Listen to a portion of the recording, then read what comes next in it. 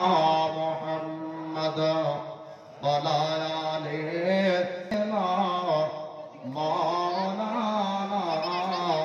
मोहम्मद सल्ले अला मोहम्मदिन। आंखों का तारा नामे मोहम्मद, दिल का उजाला नामे मोहम्मद। मोहब्बते बोलूं सुबहानाल्लाह। বলছে আমরা হচ্ছে বাঙালি, হ্যাঁ হিন্দি যদি গান হয় তো পাগলেও ঢাং ঢাং করে নাচ দেয়, উর্দু গজল বুঝে আসে না, এ হলো আমরা বাঙালি, তাই কি না? একবার নাবির মোহাব্বতে নাবির প্রেমে সকলে বলুন ইয়া রাসূলুল্লাহ।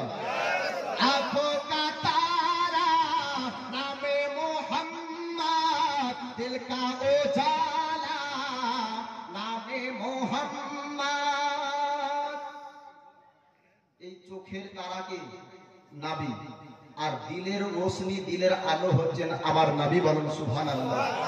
प्यारे सहाबा पे कुर्बान जाओ, प्यारे सहाबा पे कुर्बान जाओ, प्यारे सहाबा पे कुर्बान जाओ, प्यारे सहाबा पे कुर्बान जाओ। उनसे सीखा है नामे मोहम्मद, उनसे सीखा है नामे मोहम्मद। आंखों का तारा नामे मोहम्मद, दिल का उजाला नामे मोहम्मद। सल्लल्लाहु अलैहि वसल्लम, सल्लल्लाहु अलैहि वसल्लम।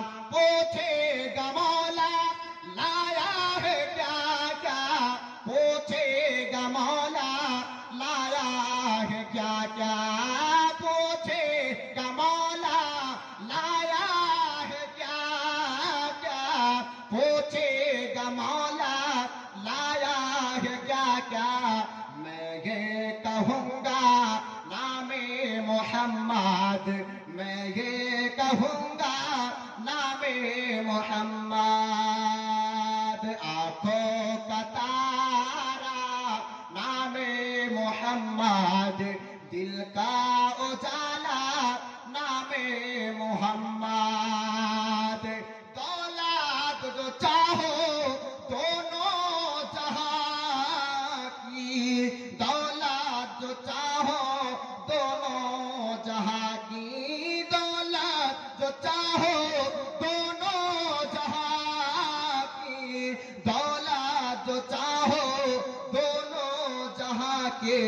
कर लो अजीफा नामे मोहम्मद, कर लो अजीफा नामे मोहम्मद। आंखों का तारा नामे मोहम्मद, दिल का उजाला नामे मोहम्मद।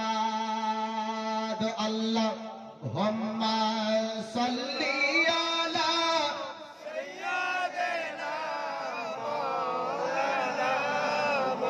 वला आली सय्यिदिना मौलाना मुहम्मद। सल्ली अला मुहम्मदिन, सल्ली अला मुहम्मद। हरदम ज़बान से निकालो पाक नबी मुहम्मद, हरदम ज़बान से निकालो शफीअना मुहम्मद सल्लल्लाहु ताला अलैहि वसल्लम। আলহামদুলিল্লাহ, যাবতীয় তারিফ ও প্রশংসা সেই মহান আল্লাহর জন্য, যেই মহান আল্লাহ 18,000 মাখলুকাতকে সৃষ্টি করে এই মানব জাতিকে আশরাফ আফজাল উত্তম করে সৃষ্টি করেছেন। সেই মহান আল্লাহর শুকরিয়া আদায় করি। সকলে পাঠ করুন আলহামদুলিল্লাহ। তিনার পরে পরে আকায়ে নামদার মাদানিয়ে তাজদার বিশ্বের সাহারা মদিনার কমান্ডার মা আমিনা লাল আব্দুল্লাহর লাগতে জিকার যে নাবিকে সৃষ্টি না করা হলে আসমান জমিন পাহাড় পর্বত মহান আল্লাহ তিনার রবুবিয়াত পর্যন্ত প্রকাশ্য করতেন না, সেই বিশ্ব নাবির প্রতি ওয়াগনীয় দরুদ ও সালামের শান্তির ধারা বর্ষিত হোক, অর্পিত হোক, নাজিল হোক, অবতীর্ণ হোক, সকলে পড়ুন আল্লাহুম্মা আমিন। আজকে কোরআন থেকে একটি আয়াতে মাসহুর তেলাওয়াত করেছি। যেই আয়াত তেলাওয়াত করেছি এই আয়াতকে সামনে রেখে নাবির মোহাব্বত সম্পর্কে ও নাবির আহলে বায়াত সম্পর্কে একটু সংক্ষিপ্ত আলোচনা করব। যাহার বিষয়ে আলোচনা করব সে হলেন সাইয়্যিদনা হযরত ইমামে হুসাইন, যিনি কারবালার জমিনে শহীদ হয়ে ইসলামের প্রদীপকে জীবিত করে রেখেছেন, কায়েম ও দায়েম রেখেছেন, এবং নওজওয়ান যুবক জান্নাতীদের সর্দার যাকে বলা হয়, বলুন সুবহানাল্লাহ। তাই যুবক ভাইদেরকে একটু অনুরোধ করে বলি, করজোড়ে আবেদন আপনাদের নিকটে, রাস্তায় দাঁড়িয়ে না থেকে একটু কারবালার ইতিহাস শোনার জন্য সামনে যে জায়গাটা ফাঁকা দেখতে পাচ্ছি ওই জায়গায় বসে যান। এটা আমার অনুরোধ, বারবার আপনাদেরকে ডাকবো না। যদি মন চাই তবে এসে বসবেন, যদি মন না চাই তবে বসবেন না। তো মহান আল্লাহ বলছেন, ওয়ালা তাকুনু লিমান ইউকতালু ফি সাবিলিল্লাহি আমওয়াত, যারা আমার রাস্তায় শহীদ হন তাদেরকে তোমরা মরা বলো না। কি বলো না?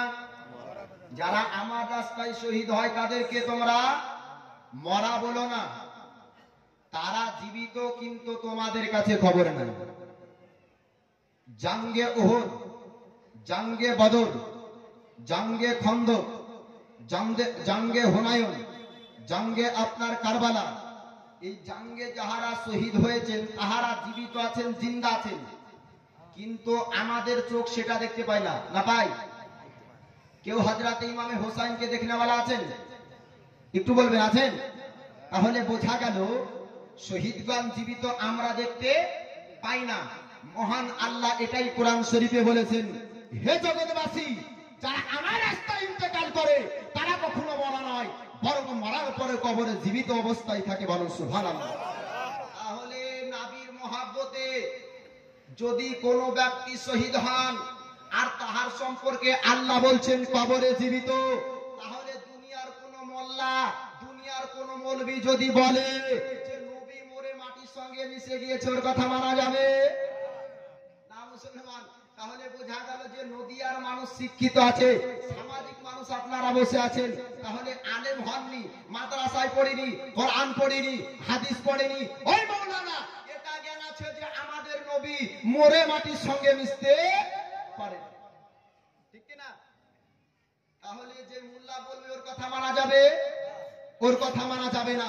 কেমন জীবিত আল্লাহ কোরআন শরীফে 4 পারার মধ্যে আল্লাহ তাআলা জানিয়ে দিয়েছেন, ওয়ালা তাহসাবান্নাল্লাযিনা কুতিলু ফি সাবিলিল্লাহি আমওয়াতান বাল আহইয়াউ ইনদা রাব্বিহিম ইরজাক। মহান আল্লাহ তাআলা আপনার তেলাওয়াত কোরআন শরীফের মধ্যে জানিয়ে দিয়েছেন, এই যুবকবাসী, যারা আমার রাস্তায় শাহাদাত বরণ করে তাদেরকে তোমরা মরদারা খেয়াল পর্যন্ত করিও না, তারা জীবিত এবং আমি আল্লাহ তাদের কবরে রোজি পর্যন্ত পৌঁছে দেব, সুবহানাল্লাহ।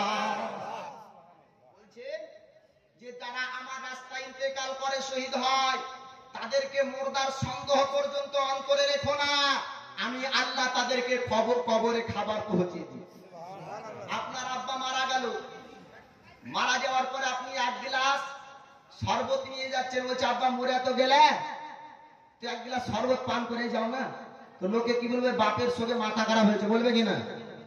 তো সাধারণ মানুষ যখন মারা যায় শরবত পান করতে পারে না, আল্লাহ তাআলা বলছেন আমার রাস্তায় যারা শহীদ হয় তাদেরকে কবরে আমি খাবার দিই। তাহলে ঘুমিয়ে ঘুমিয়ে খাওয়া যায় না? ঘুমিয়ে ঘুমিয়ে খাওয়া যায়? তাহলে বোঝা গেল মহান আল্লাহ শহীদগণকে সশরীরেই জীবিত রাখেন, বলেন সুবহানাল্লাহ। এবার নবীকে মরে মাটির সঙ্গে মিশে যাওয়া যারা বলে তাদের উত্তরে একটি হাদিস আপনাদেরকে বলি, তারপরে আমি আমার মেন বক্তব্য আরম্ভ করব। দয়ার পয়গম্বরে মুস্তাফা তিনি জুমার দিনে সাহাবাদেরকে বলছেন যে ও আমার সাহাবারা, তোমরা জুমার দিনে বেশি বেশি করে দরুদ পাঠ করবে। সাহাবারা বলছেন, ইয়া রাসূলুল্লাহ, আপনি যখন পর্দার আড়াল হবেন তখনও কি আমরা এরকমই দরদ পড়ব? তো আমার রাসূল বলেছিলেন, আন আবি দারদা কল ক্বালা রাসূলুল্লাহ সাল্লাল্লাহু তাআলা আলাইহি ওয়াসাল্লাম, ইন্নাল্লাহা হারামা আলাল আরদি আন তাকুলা আসদার আম্বিয়া হা নবিয়ুল্লাহি হাইয়ু ইরজা। দয়ার মুস্তাফা বললেন, ও আমার সাহাবারা, তোমরা শোনো, নিশ্চয় অবশ্যই সারা দুনিয়ার জমিনের জন্য মহান আল্লাহ নবীগণের জিসিমকে, শরীরকে ভক্ষণ করা হারাম করে দিয়েছে। হে আমার সাহাবারা, তোমরা শুনে নাও, সারা দুনিয়ার জমিনের জন্য আল্লাহ তাআলা কি করেছে? নবীগণের শরীরকে ভক্ষণ করা হারাম করে দিয়েছে। বোঝা গেল আদম নবী থেকে আরম্ভ করে আমার নবী পর্যন্ত সমস্ত পয়গম্বর সশরীরে আপন কবর শরীফে জীবিত, বলেন সুবহানাল্লাহ। এবং দয়ার মুস্তাফা রজব মাসের 27 তারিখে আপনার যাচ্ছেন আল্লাহর সঙ্গে দিদার করতে, বুরাক চলে উপর দিয়ে, বুরাকের পৃষ্ঠে চলে গিয়েছিলেন, শোনেন নাই?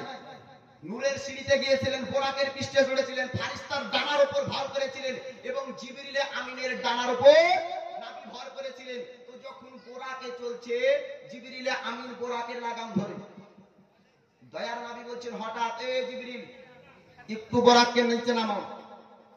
যেই বুরাক পলকে ৭৭,০০০ কিলোমিটার বেগে যায়, বলো সুবহানাল্লাহ। পলকে মানুষ, আপনার যে পলক দিচ্ছে কিনা, এই এক পলকে ৭৭,০০০ কিলোমিটার দূর যাবে। এই রকম বেগে বোরাক চলছে আসমানের উপর দিয়ে। আর নবী বলছেন, আয়ে জিবরিল, একটু বোরাকের লাগামটা খিচো, জমিনের নিচে নামাও। তো জিবরিল বলছেন, ইয়া রাসূলুল্লাহ, কেন? জমিনে কি আছে? তো নবী আমার বলছেন, আয়ে জিবরিল, এই জঙ্গলটা দেখতে পাচ্ছ, এর নাম হলো তিহে জঙ্গল। এই জায়গাতে আছে মুসা কালিমুল্লাহ, আমি তাকে সালাম দিব। তো জিবরিল আমিন বলছেন, ইয়া রাসূলুল্লাহ, আরো তো বহু নবীকে পেয়েছেন, তবু থামতে বলেননি, এই জায়গায় থামতে বলছেন, কারণ কি? তো আমার নবী বলেছিলেন, শোনো, রাআইতু মুসা ইউসাল্লি ফি কাবরিহি, আমি দেখতে পাচ্ছি মুসা কালিমুল্লাহকে আপন কবরে নামাজ পড়তে, বলেন সুবহানাল্লাহ। নবীগণ কেমন জীবিত? যেই রকম জীবিত থাকলে নামাজ পড়া সম্ভব হয়, যেরকম জীবিত থাকলে নামাজ পড়তে পারবেন, এই রকম ভাবে পয়গম্বরগণ আপন রওজায়ে আতাহারে, আপন কবর শরীফে জীবিত, বলেন সুবহানাল্লাহ। তো আজি জানি মুহতারাম, তো শহীদগণ আপনার জীবিত, আল্লাহর কোরআন বলছে। আমি যে আলোচনা করব নবীর আহলে বায়াত, সাইয়্যিদিনা হযরত ইমামে হোসাইন কারবালার জমিনে শহীদ হন, বুঝতে পারছেন? এবং ওই কারবালাতে হযরতে ইমামে হোসাইনকে যারা শহীদ করবে তাদের পক্ষে কোরআন পড়নেওয়ালা, নামাজ পড়নেওয়ালা, বুঝতে পারছেন না? পাচ্ছেন না? তাদের পক্ষে, তাদের দলে কোরআনও পড়তে জানতো, নামাজও পড়তে জানতো এবং নামাজও পড়তো। এই রকম ব্যক্তিরা শহীদ করেছেন কাকে? হযরত ইমামে হোসাইনকে। তাহলে বোঝা গেল কিয়ামত পর্যন্ত আপনার মুসলমানরা এক প্ল্যাটফর্মে থাকবে না। তারা নামাজ পড়তো, কোরআন তিলাওয়াত করতো, সব করতো, তবুও তারপরে হযরত ইমামে হোসাইনের সঙ্গে আপনার যুদ্ধ ঘোষণা করেছিল। তো আজিজানে মুহতারাম, আলোচনা শুনলে আপনারা সবই বুঝতে পারবেন। বয়স আপনার কত বলছে? বয়স আমার 50 বছর। মানে জীবনী কতদিন থেকে শোনেন? তো বলছে জীবনী আমি 30 বছর ধরে শুনছি। তবে জীবন কি পরিবর্তন হলো? বলে না। কেন? ওই যার সাথে 1 ঘন্টা থাকি, 2 ঘন্টা থাকি, ওই যখন শুনি আর তখনই, তারপর আমল করি না। এর জন্য জীবনী শুনতে শুনতে 30 বছর অতিক্রম হয়ে গেল, কিন্তু জীবন পরিবর্তন হলো না। তাহলে জীবনীটা আছে কি? তো আজি জানে মুহতারাম, সাইয়্যিদিনা হযরত ইমামে হোসাইন ইনার মাতা জান্নাত রানী ফাতিমা, ইনার পিতা হচ্ছেন হযরতে আলী শেরে খোদা, যেই ফাতিমা জাহরা সম্পর্কে আমার নবী বলেছিলেন যে আমি হব জান্নাতীদের সরদার, আমার বেটি ফাতেমা হলো জান্নাতি রমণীদের সরদারিনী, বলেন সুবহানাল্লাহ। এবং হযরতে ফাতেমা যখন আমার নবীর কাছে যেতেন তো দয়ার পয়গম্বরে মুস্তাফা হযরতে ফাতেমার শরীর থেকে জান্নাতি খুশবু সুগন্ধ পেতেন, বলেন সুবহানাল্লাহ। সাহাবারা বলতেন ইয়া রাসূলুল্লাহ, যখন ফাতেমা আপনার নিকটে আসে তখন তার শরীর থেকে আপনি কি সুগন্ধ পান? তো নবী বলেছিলেন, ওগো আমার সাহাবারা, ফাতেমার শরীর থেকে জান্নাতি সুগন্ধ পায়। তো জান্নাত রানী ফাতেমা, নবী তো আমাদের জন্য জগতে এসেছেন কাঁদতে কাঁদতে, রওজায়ে আতাহারে কাঁদছেন এবং হাসরে সাজদায় গিয়ে মহান আল্লাহর কাছে আমাদেরই জন্য কাঁদবেন, বলেন সুবহানাল্লাহ। নবীর বেটি হযরতে ফাতিমা জাহরার মাধ্যমে ওসিলাতে দোয়াতে ৭৭,০০০ গুনাহগার উম্মতকে জান্নাতি করেছেন, বলেন সুবহানাল্লাহ। ৭৭,০০০ নবীর উম্মতকে জান্নাতি করেছেন। একটু ঘটনাটা আপনাদেরকে শোনাবো। আমি একটি কথা আপনাদেরকে বলি, আমাদের গ্রামে আপনাদের গ্রামে মুসলমান বসবাস করে, সকলে কি একই কোয়ালিটির ব্যক্তি? কেউ ধনী হয়, কেউ গরিব হয়, হয় কি না? তো সাহাবাদের মধ্যে হযরতে উসমানে গানি ছিলেন ধনী ব্যক্তি, আর হযরতে আলী শেরে খোদা উনি ছিলেন কাঠুরের কাজ করতেন, গরিব ব্যক্তি। তো আমি মাঝে মাঝে বক্তব্যতে বলি যে কোনো মুসলমানকে যদি আল্লাহ মালদার বানিয়ে দেয়, ধনী বানিয়ে দেয়, ওর কালকে যেন তার সাথে সাথে উসমান গানি বানিয়ে দেয়। কোন মুসলমানকে যদি মহান আল্লাহ গরিবী হালাতে জিন্দেগি জীবন যাপন করতে দেয়, তার কালকে তার অন্তরকে যেন হযরতে আলী বানিয়ে দেয়।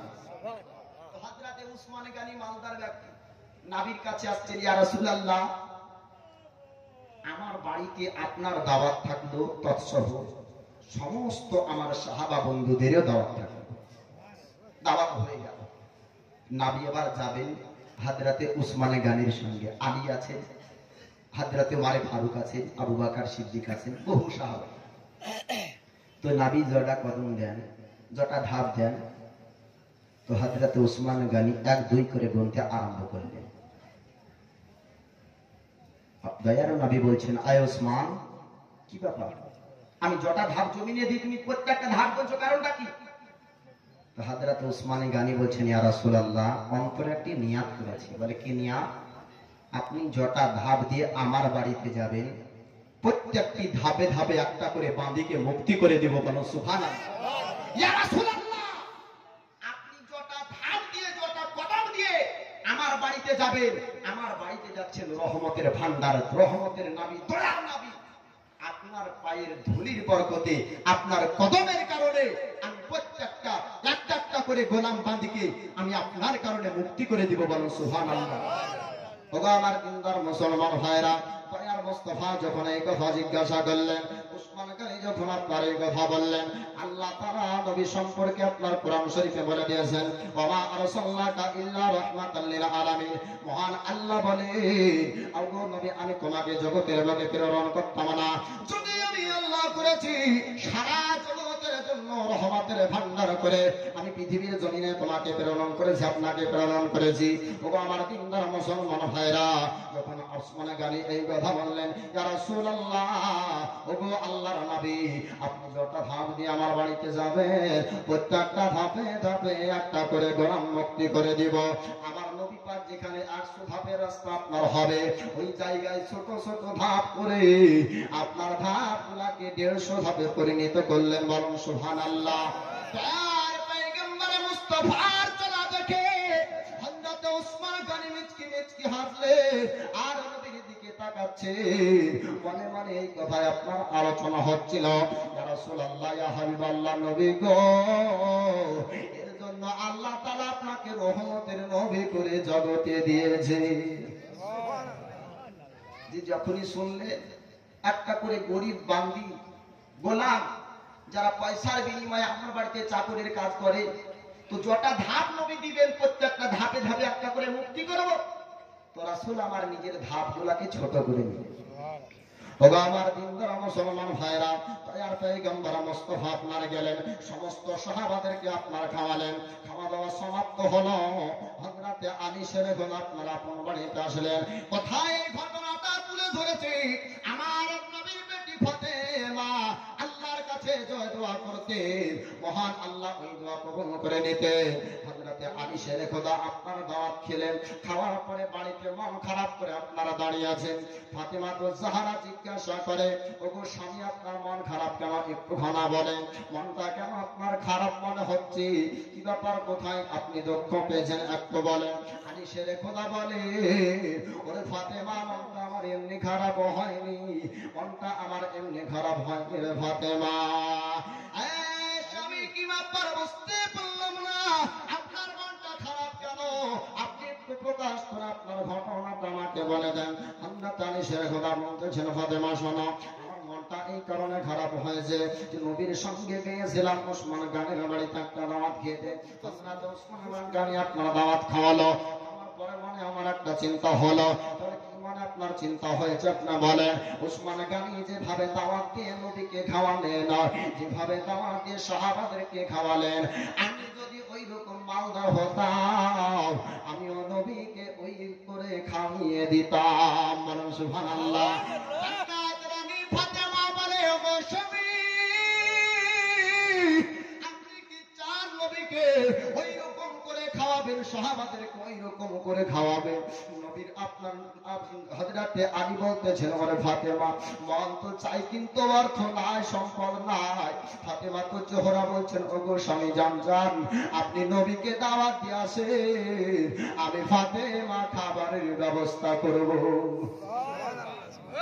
স্বামী আপনি যান দাওয়াত দিয়েছেন, আমি খাবারের ব্যবস্থা করব।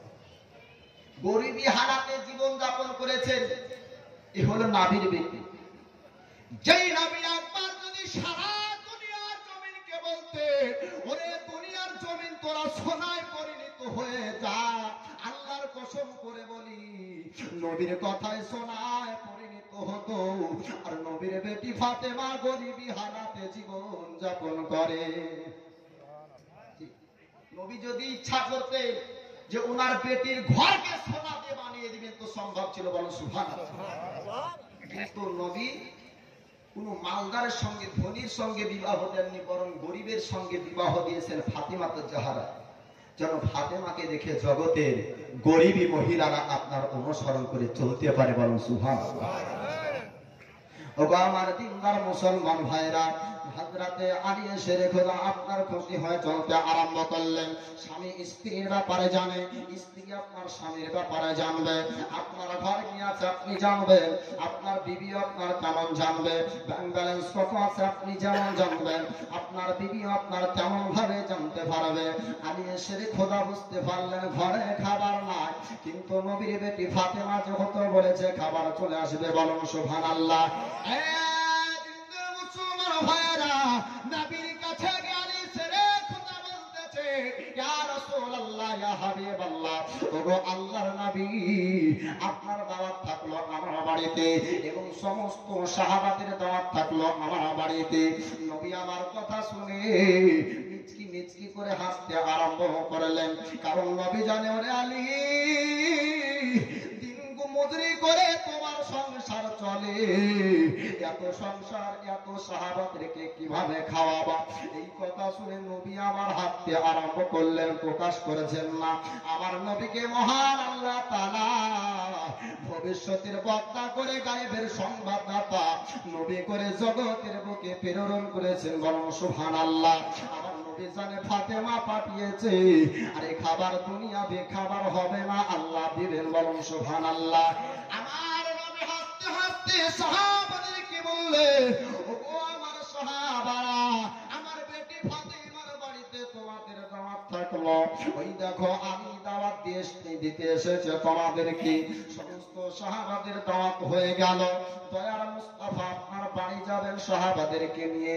জান্নাতের রানী ফাতেমা আপনার নামাজের পরে আল্লাহর কাছে হাত উঠালেন, মহান আল্লাহ তাআলাকে জান্নাতের রানী ফাতেমা ডাক দিয়ে বলেন, ওগো আল্লাহ, আমি ডেকে ডাক দিয়েছি তোমার হাবিব আমার আব্বার সাথে সাথে কত সাহাবারা আসবে, আয় আল্লাহ আমার বাড়িতে কোনো খাবার নাই, আমি ফাতেমা তোমার দরে হাত তুলেছি, তুমি খাবারের ব্যবস্থা করে দাও। সাজদা থেকে মাথা উত্তোলন করলেন না, জান্নাতের রমণীর ফাতেমার সাজদা মহান আল্লাহ কবুল করলেন। আল্লাহ তাআলা জিবরিলকে পাঠিয়ে দিলেন, যাও আমার হাবিবের বেটি সাজদায় পড়ে আছে, যাও যাও খবর দিয়ে দাও, খবর দিয়ে দাও। আপনার জান্নাতের রানী ফাতেমার কাছে আসা হলো, আড়াল থেকে আওয়াজ দেয়, ওরে ফাতেমা একটা হাড়ি চুলোতে চাপিয়ে দাও, খাবার জ্বালানোর প্রয়োজন হবে না, চালোর প্রয়োজন হবে না, ময়দার প্রয়োজন হবে না, আল্লাহ তাআলা জান্নাতি খাবার হাড়িতে ভরে দিবে। জান্নাত রানী ফাতেমা সাজদায় আছে, মহান আল্লাহ বলছেন, আয়ে জিবরিল ওই দেখো আমার হাবিবের বেটি আমার কাছে যেভাবে কাঁদছে আমি আল্লাহ কবুল করে নিয়েছি, যাও সুসংবাদ দিয়ে দাও, খোঁজ খবরি দিয়ে দাও যে একটা হাড়ি যেন খালি চুলোর উপর চাপিয়ে দেয়, আমি আল্লাহ খাবার তৈরি করে দিব, বলেন সুবহানাল্লাহ। হাড়ি চাপানো হলো, জিবরিলকে বলছেন, আয়ে জিবরিল হাড়ি তো চাপিয়ে দিয়েছে ফাতেমা, এবার যাও জান্নাতি খাবার হাড়িতে ভর্তি করে দাও, বলেন সুবহানাল্লাহ। জান্নাতি খাবারে কমতি হয় না, জান্নাতি বান্দা যখন জান্নাতে প্রবেশ করবে, জান্নাতি বান্দি যখন জান্নাতে প্রবেশ করবে, যত ফল খাবে তত যত ইচ্ছা খাবে, কোন গাছের ফল কমবে না, বলেন সুবহানাল্লাহ। পায়খানাও হবে না, প্রস্রাবও হবে না, আর খাবারে কোনো কমতিও হবে না, বলেন সুবহানাল্লাহ। জান্নাতি খাবার হলো বরকতের খাবার। এবার হাড়িতে খাবার চলে আসলো, দয়ার নবী সাহাবাদেরকে নিয়ে আসলেন, দয়ার পয়গম্বর মুস্তাফা আলী শেরে খোদাকে বলছেন, আয় আলী দেখো ফাতেমার হাড়িতে খাবার তৈরি হয়ে গিয়েছে, সমস্ত সাহাবাদেরকে খাবারগুলো খাইয়ে দাও। খাওয়ানো হলো, নবী আমার সাহাবাদেরকে বলেন, ওগো আমার সাহাবারা তোমরা এরকম খাবার কোনোদিন খেয়েছো? সাহাবারা বলছেন, ইয়া রাসূলুল্লাহ পৃথিবীতে কোনোদিন এইরকম খাবার খাইনি, বলেন সুবহানাল্লাহ। আমার দয়ার মুস্তাফা বলছেন, ওগো আমার সাহাবারা তোমরা শোনো, এইরকম খাবার কি করে খাবা, এইরকম খাবার আল্লাহ কোনোদিন আপনার দুনিয়ার বাবুর্চি বানায়নি, এইরকম খাবার কোনোদিন দুনিয়ার আপনার হোটেলে পাওয়া যায় না। আমার সাহাবারা শোনো, সারা দুনিয়ার জমিন যদি ছাড় মেরে নাও, এইরকম খাবার কোথাও পাবা না, এটা হলো আল্লাহর পাঠানো জান্নাতি খাবার। দুনিয়া যদি ঘুরে নাও এইরকম খাবার পাবা না, এটা হলো জান্নাতি খাবার, বলেন সুবহানাল্লাহ। আজিজানে মুহতারাম, এ হলো হযরতে ফাতিমা জাহরা। বর্তমান যুগের বহু মহিলা আছে, তো যেই মহিলাদেরকে আপনারা আড়ালে হয়তো মা ও বোনেরা আছেন, সকলকে বলবো যে আপনারা হযরতে ফাতেমার জীবনী যেহেতু শুনছেন, একটু নিজের জীবনকে পরিবর্তন করার চেষ্টা করবেন। দয়ার পয়গম্বর মুস্তাফার বেটি হযরতে ফাতিমা জাহরা যখন কাজ করতেন, হযরতে ইমামে হাসান হোসেন বাল্যক ছোট্ট ছেলে, দোলনার উপর শুয়ে দিতেন, আর পিঠ দিয়ে দোলনা হিলাতেন, আর জবান দিয়ে আপনার কোরআন তেলাওয়াত করতেন, আর হাতে ময়দা সানতেন, বলেন সুবহানাল্লাহ। যখন বাচ্চারা কাঁদতো, হযরতে ইমামে হাসান হোসেন যখন একটু কাঁদতেন, তো দয়ার মুস্তাফার বেটি হযরতে ফাতিমা জাহরা কোরআন তেলাওয়াত করিয়ে আপনার ঘুম পাড়িয়ে দিতেন, বলেন সুবহানাল্লাহ। তাই হযরতে ইমাম হোসেন পিতা যেমন মাতা যেমন আখলাক চরিত্রের সঙ্গে সন্তানেরও আখলাক চরিত্র হয়। আজিজানে মুহতারাম, যদি বর্তমান সময় দেখবেন এইদিকে হয়তো বিড়ি বাঁধার সিস্টেম নাই, না আছে, মহিলারা বিড়ি বাঁধে না, তো আপনার যে ঝাড় যে ওটাকে কি বলে, কুলিয়া নাকি ওটা কি কুলে বলে, তো ওই কুলিয়ার উপর থাকবে বিড়ির পাতা, সামনে একটা মোবাইল ফোন, সিনেমা চালিয়ে দিয়েছে, সিনেমাও দেখা হয়, ভিডিও বাঁধা হয়, হয় কি না? তো বাচ্চা যখন একটু কাঁদে তখন ওই সিনেমার গানগুলা একটু একটু করে মা বোনেদের মুখস্থ হয়ে যায়, ওই লরি গেয়ে গেয়ে গান গেয়ে গেয়ে গীত গেয়ে গেয়ে বাচ্চাকে ঘুম পাড়িয়ে যায়। তো বড় হওয়ার পরে ওই ছেলে কি হবে? বাপ মাকে ভাত দিবে? হ্যাঁ? আজি জানি মোহতারাম, তো যেমন শিক্ষা দিবেন তেমন শিক্ষা পাবেন। কারবালার ইতিহাস বলার আগে দুনিয়ার মানুষকে বোঝানোর জন্য একটি দুনিয়ার গল্প বলে দিই, পরবর্তীতে বলবেন না তো যে মৌলানা ওয়াইস রেজা এসেছিল গল্প বলে গেছে, বলিয়েন না। বা খালি আপনাদেরকে বোঝানোর জন্য কোরআনের আপনার আয়াত পড়লে সবাই বুঝতে পারে না, না পারে? হাদিস পড়লে বুখারী শরীফের দ্বিতীয় খণ্ডের যদি হাদিস পড়লাম তো প্রথম খণ্ডই পড়েনি, দ্বিতীয় খণ্ড বুঝবে কি? হ্যাঁ, তো আপনাদেরকে বোঝানোর জন্য বা জীবনকে পরিবর্তন করানোর জন্য একটি দুনিয়ার গল্প বলি। স্ট্যান্ডার্ড মহিলা বাজার ঘাটে যায়, তো ওর একটা বাচ্চা ছেলে আছে, তো তাকেও সঙ্গে নিয়ে যাই। তো বাজার ঘাটে সব জায়গাতে বলে যে মা প্রসাব করবো বা মুদবো, যখন প্রসাব লাগে মাকে বলে কিনা তোর মা ধমক দিয়ে চল, মানুষজনের সামনে খালি মুদবো মুদবো, খবরদারের কথা বলবি না, তোর নাই সম্মান না প্রেস্টিজ না আমার নাই। বলছে মা এর ভাষা কি শিখিয়ে দাও, কি বলবো? তো বলছে শোন, তোর ভাষা আমি বুঝবো, আমার ভাষা তুই বুঝবি। হ্যাঁ, দুনিয়ার সব থেকে বড় শিক্ষক মাস্টার হলো মা। তো মা বলছে তোর ভাষা আমি বুঝবো, আমার ভাষা তুই বুঝবি। তো বলছে তাই হবে, বুঝাও। তো বলছে যখন যখন তোর পেশাব লাগবে তখন তখন বলবি যে আমি গান গাহাবো। বলো, যখন যখন লাগে তখন তখনই বলে যে গান গাহাবো। একটু ধ্যান দিয়ে শুনবেন বাবা, বিদেশ খাটা লাভ। 3 বছর 4 বছর সৌদি আরব থাকে না, সৌদি থেকে বাড়ি ফিরলে ধরেন বুখারীতেও নাই, কোরআনেও নাই, একটা দুনিয়ার গল্প, দলিল চাইলে দিতে পারবো না। বিদেশ কাটা বাপ এবার বাড়ি ফিরেছে। ওই মহিলাটার বাড়ি থেকে খবর আসলো যে তার বাপ অসুস্থ। তো বলছে ওর স্বামীকে, বলছে ওগো অনেকদিন পর যখন তুমি বাড়ি আসলে এত বেটাটাকে নিয়ে থাকো, আমি একটু বাপকে দেখে আসি। বলে গেল। রাত্রিবেলাতে এবার বেটাকে নিয়ে বাপ আছে। গভীর রাত্রিতে বেটাই বাপকে বলছে আব্বা গান গাহাবো। বাপে বলছে হিন্দি গাহাবি না বাংলা গাহাবি, তোর তো মান সম্মান নাই, ভয় নাই। সকালবেলায় গ্রামের লোক আমাকে ঠোবে না, সৌদি থেকে আসে বাপ বেটাই গভীর রাত্রে গান ধরাচ্ছে। তো বলছে বেটা আস্তে করে একটু কানে গাহা, যেমনই কানে বলে চেন খুলে পুরুত। বেটা গরম গরম লাগছে কেন রে? তো বলছে আব্বা মা শিখিয়েছে। বলে তোর মাকে আসতে দে। সকাল হলো আর মা ধরছে, বলছে ওগো কি আব্বা একটু বেশি অসুস্থ ছিল তাই রাত আসা হয়নি। তো বলছে ওটা তো হলো, বেটাকে কি শিখাচ্ছিস? আমি যে সৌদিতে ছিলাম কি শিখিয়েছিস? বলে কি শিখিয়েছি মানে? এই যে গান গাহাচ্ছে রাতে। ওরে বাপের সাথে বলতে ভুলে গিয়েছি, ওটা আমি শিখিয়েছি। মানুষজনের সামনে বলতে আমাকে লজ্জা লাগে না? তোকে তো লজ্জা লাগে, আমাকে যে কানে পেশাব করলো। তো এইরকম যদি সন্তানকে শিক্ষা দেন, ভবিষ্যতে সন্তান ভাত দিবে না, ভবিষ্যতে আপনার কষ্ট হবে। হাফেজ বানিয়েছেন, ডাক্তার বানিয়েছেন, ডাক্তার বানালেন, মাস্টার বানালেন, প্রফেসর বানালেন, ইঞ্জিনিয়ার বানালেন, 5টি সন্তানের মধ্যে একটিকে আলেম বানালেন না। বলে কেন? আলেম বানিয়ে কি হবে?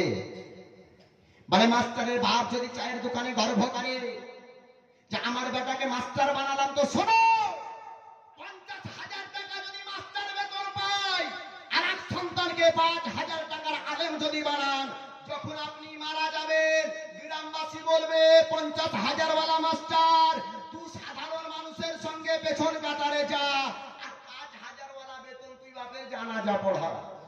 বলবে কিনা? তাই সন্তানকে কোরআনের শিক্ষা দিবেন, আলেম বানাবেন। আজি জানেন মোহতারাম হযরতে ইমামে হাসান হোসাইনকে লালিত পালিত করেন হযরতে ফাতিমা জোহরা। তো কোরআন তেলাওয়াত করে করে বলেন সুবহানাল্লাহ। তো হযরতে সাইয়্যিদিনা ইমামে হোসাইন দুনিয়ার বুকে যখন জন্মগ্রহণ করলেন, দয়ার পয়গম্বর মুস্তাফা তিনার কাছে খবর চলে আসলো আল্লাহর পক্ষ থেকে। কারবালার ইতিহাস বাবা খুবই বড় ইতিহাস, একটু সংক্ষিপ্ত করে বলবো বলে সংক্ষিপ্ত আলোচনা করেছি। তো হযরতে ইমামে হোসাইন জগতে আসলেন, আল্লাহর পক্ষ থেকে খবর পৌঁছানো হলো। জিবরিল আমিন আসলেন, আসার পরে বলছেন ইয়া রাসূলুল্লাহ, বলে কি আপনার বেটা।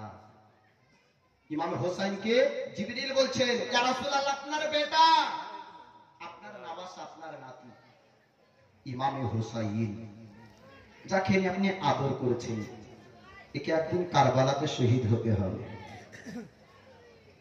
ইয়া রাসূলুল্লাহ, আপনি কি দেখতে চান? ওই জায়গার মাটি নিয়ে এসেছি। ওগো আমার দিনদার মুসলমান ভাইরা, মহান আল্লাহর পক্ষ থেকে জিবরিল আসলেন।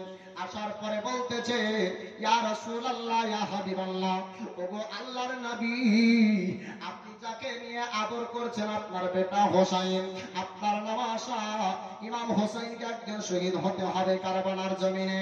ইয়া রাসূলুল্লাহ, ইয়া হাবিবাল্লাহ, ওগো আল্লাহর নবী, আপনি যদি চান ওই জায়গার মাটি দিব। আমার নাম দয়ার নবী বললেন, জিবরিল গো, ওই জায়গার মাটি আমাকে দাও, একটু আমি দেখব। আমার নবীকে এক মুষ্টি মাটি আপনার জিবরিলে আমি আপনার এনে দিলেন। ওফারসন জমিন থেকে আপনার কারবালার জমিনের মাটি এক মুষ্টি আপনার দেওয়া হলো। নবী পাক সাহেবের আওলাদ এক মুষ্টি মাটি থেকে পুরো কারবালার জমিনকে সাফ করলেন। বলো সুবহানাল্লাহ। মুসলমান ভাইরা, মাস্টার যদি জ্ঞানী হয়, ডাক্তার যদি জ্ঞানী হয়, আর নিজের উঠান আগিনার মাটি যদি এক মুষ্টি দেওয়া হয়, নিজের আগিনা উঠানের মাটি আপনার চিনতে পারবে না। এক মুষ্টি মাটি থেকে আমার নবী পাক সাহেবের আওলাদ কারবালার জমিনকে আপনার সাফ করলেন। কারবালার জমিনকে দেখলেন, দেখার পরে কোন জায়গাতে ইমাম হোসেন শহীদ হবে ওই জায়গা পর্যন্ত আমার নবী পাক আপনার দেখিয়ে দিলেন। হযরতে ফাতিমাকে ডাক দিলেন। হযরতে ফাতিমা তো জোহরা আপনারা আসলেন। আসার পরে দয়ার নবীর সামনাসামনি যখন হলেন, আমার দয়ার মুস্তাফা বলেন, ওরে ফাতেমা, তোমার বেটা হোসেন একে কারবালার জমিনে শহীদ হতে হবে, ইসলামের প্রদীপকে জিন্দা করবে, ইসলামকে জীবিত রাখবে। ওরে ফাতেমা, তোমার কি কোনো আপত্তি আছে? একটু পেশ করো। জান্নাত রানী ফাতেমা বলে, ইয়া রাসূলুল্লাহ, হাজার হাজার হোসাইনকে আমার মতো ফাতেমা জন্ম দিবে গো নবী, ইসলাম খাতিরে কুরবান করে দিবে। বলো সুবহানাল্লাহ। মসজিদ আছে, মুয়াজ্জিন আছে, ইমাম আছে, আযান হয়, জামাত হয়, কিন্তু মসজিদের কাতার ভর্তি হয় না। ঠিক না ভুল বলেন? আমার দিনদার মুসলমান ভাইরা, ইসলাম যদি আমরা কঠিনের মধ্যে আমরা ভাইয়ের রক্তের পরিবর্তে পেতাম, ইসলাম যদি বাপের রক্তের পরিবর্তে পেতাম, ইসলাম ধর্মের মর্মটা আমরা বুঝতে পারতাম। ইসলাম ধর্মের মর্ম বুঝতে পারলাম না। সাহাবারা নিজের রক্তকে ঝরিয়েছেন, আপনারা জীবনকে কুরবান করেছেন। কিয়ামত পর্যন্ত ইসলামের প্রদীপকে আপনার জিন্দা জীবিত আপনার রেখেছেন। জান্নাতের নবী ফাতেমা বলতেছি, ইয়া রাসূলুল্লাহ, ইয়া হাবিবাল্লাহ, ওগো আল্লাহর নবী, আমারও কোনো আপত্তি নাই। নবী গো, একটুখানা ওই জায়গার মাটি কি দেখতে পাবো না? ওই জায়গা একটু কি দেখতে পাবো? আমার নবী বলছেন, হ্যাঁ দেখতে পাবা। জান্নাতের রানী ফাতেমা বলে, ও আব্বাজান, সেই দিনে সেই সময়তে আপনি কি আমার বেটার পাশে থাকবেন না? আমার নবী বলে, ওরে ফাতেমা, আমি সেই জায়গায় থাকবো না। ইয়া রাসূলুল্লাহ, ওগো আল্লাহর নবী, আব্বাজান একটু বলে, আমি কি আমার বেটার পাশে থাকতে পাবো? আমার নবী বলে, ওরে ফাতেমা, তুমি থাকতে পাবা না। হযরতে ফাতিমা বলে, ইয়া রাসূলুল্লাহ, তার আব্বা কি তার পাশে থাকতে পাবে? আমার নবী বলে, না না, সেও থাকতে পাবে না। ইয়া রাসূলুল্লাহ, ইয়া হাবিবাল্লাহ, যে দুই ভাই একসঙ্গে খেলাধুলা করে, দুই ভাই আলাদা থাকতে পারে না। ও আল্লাহর নবী, আপনি একটু বলেন, বড় ভাই হাসান কি থাকতে পাবে না? আমার নবী বলে, ওরে ফাতেমা, সেই দিনে ইমাম হাসান পর্যন্ত থাকবে না। সেই দিন ভাই পর্যন্ত থাকবে না। বলে, ইয়া রাসূলুল্লাহ, তবে একটু জমিন খানা দেখান। দয়ার মুস্তাফা পয়গম্বরে আযম এক মুষ্টি মাটি থেকে পুরো কারবালার জমিনকে আপনার হযরতে ফাতেমার সামনে করলেন। জান্নাতের রানী ফাতেমা আপনার পুরো কারবালার জমিনকে আপনারা দেখার পরে আকুল দিয়ে চোখটা ভগবান ভাইরা ওই মায়ের সামনে যদি আপনার যে সন্তান একদিনকার বাচ্চা দুনিয়ার বুকে ভূমিষ্ঠ হলেন আর ওই বাচ্চা মাকে যদি আপনার জিজ্ঞাসা করা হয় বলা হয় আপনার বেটা কুরবান হবে এমন একদিন কুরবানি হবে এমন একদিন তাকে শহীদ হতে হবে আপনার কি আপত্তি আছে? জগতের মা বলবে হ্যাঁ আপত্তি আছে। 10 মাস 10 দিন গর্ভে রেখেছি এই বাচ্চাকে আমি কুরবান করতে দেব না। আমার দিনদার মুসলমান ভাইরা হযরতে ইমামে হুসাইনের মা জান্নাতের রানী ফাতিমা তাজহারা বললেন ইয়া রাসূলুল্লাহ ইয়া হাবিবাল্লাহ এত বড় জমিনের মধ্যে আমার বেটা কোন জায়গায় শহীদ হবে ওই জায়গাটা আপনি একটু আমাকে দেখিয়ে দেন। আমার দয়ার পয়গম্বর মুস্তাফা বললেন ওরে ফাতেমা ওই জায়গাটা লক্ষ্য করে দেখো এই জায়গাতে তোমার বেটা শাহাদাত বরণ করবে। রানী ফাতিমা বলছেন ইয়া রাসূলুল্লাহ আব্বা জান গো কোন তারিখে হবে একটু তারিখটা বলে দেন। আমার নবী পাক বলেন আয় ফাতেমা মুহররম মাস হবে 10 তারিখ হবে। জান্নাতের রানী ফাতিমা বলেন আব্বা জান 9 তারিখের রাত্রিতে আমি আসরা রাত্রিতে যাব এই জায়গার ধুলা বাড়িগুলা আমি ফাতেমা পরিষ্কার করব। আপনারা পিছনকার মানুষ ঘুমিয়ে গেছেন নাকি? ঘুমিয়ে আছেন? একবার গুনগুন আওয়াজে দরুদে পাঠ পড়েন শয়তান পালাবে আল্লাহুম্মা।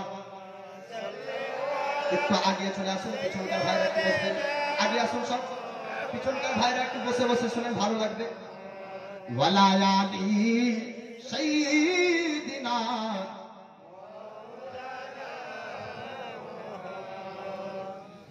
সাল্লি আলা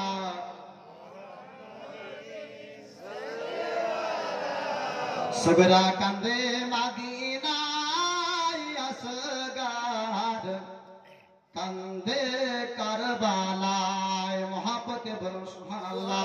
সগরা কান্দে মদিনায় আসগার কান্দে কারবালায় পানে পানে করে আসগার আব্বাকে জানা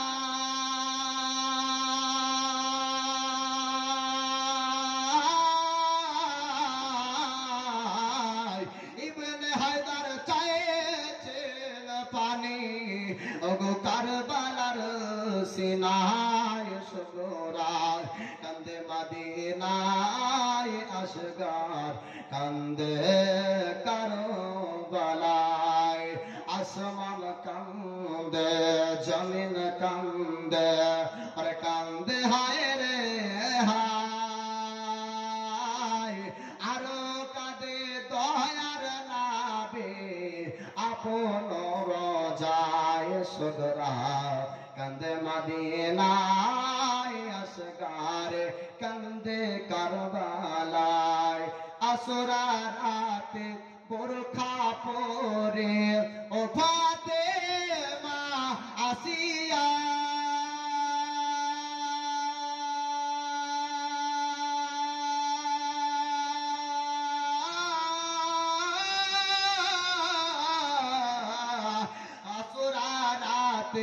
বোরখা পরে ও ফাতেমা আসিয়া আপন হাতে ঝাড়ু লাগায় কারবালাতে বসিয়া চোনা বালে কাটা পাথর ও গো দূরেতে সরায় সগরা কান্দে মদিনায় আসগার কান্দে কারবালায় সগরা কান্দে মদিনায় আসগার কান্দে কারবালায় আসমান কান্দে জমিন কান্দে কান্দে হায় রে হায়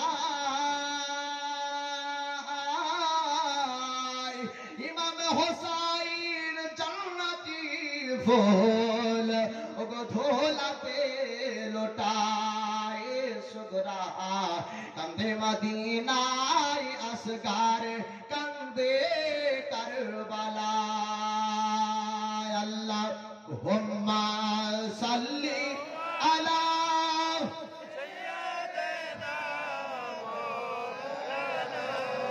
ওয়ালা আলি সাইয়্যিদিনা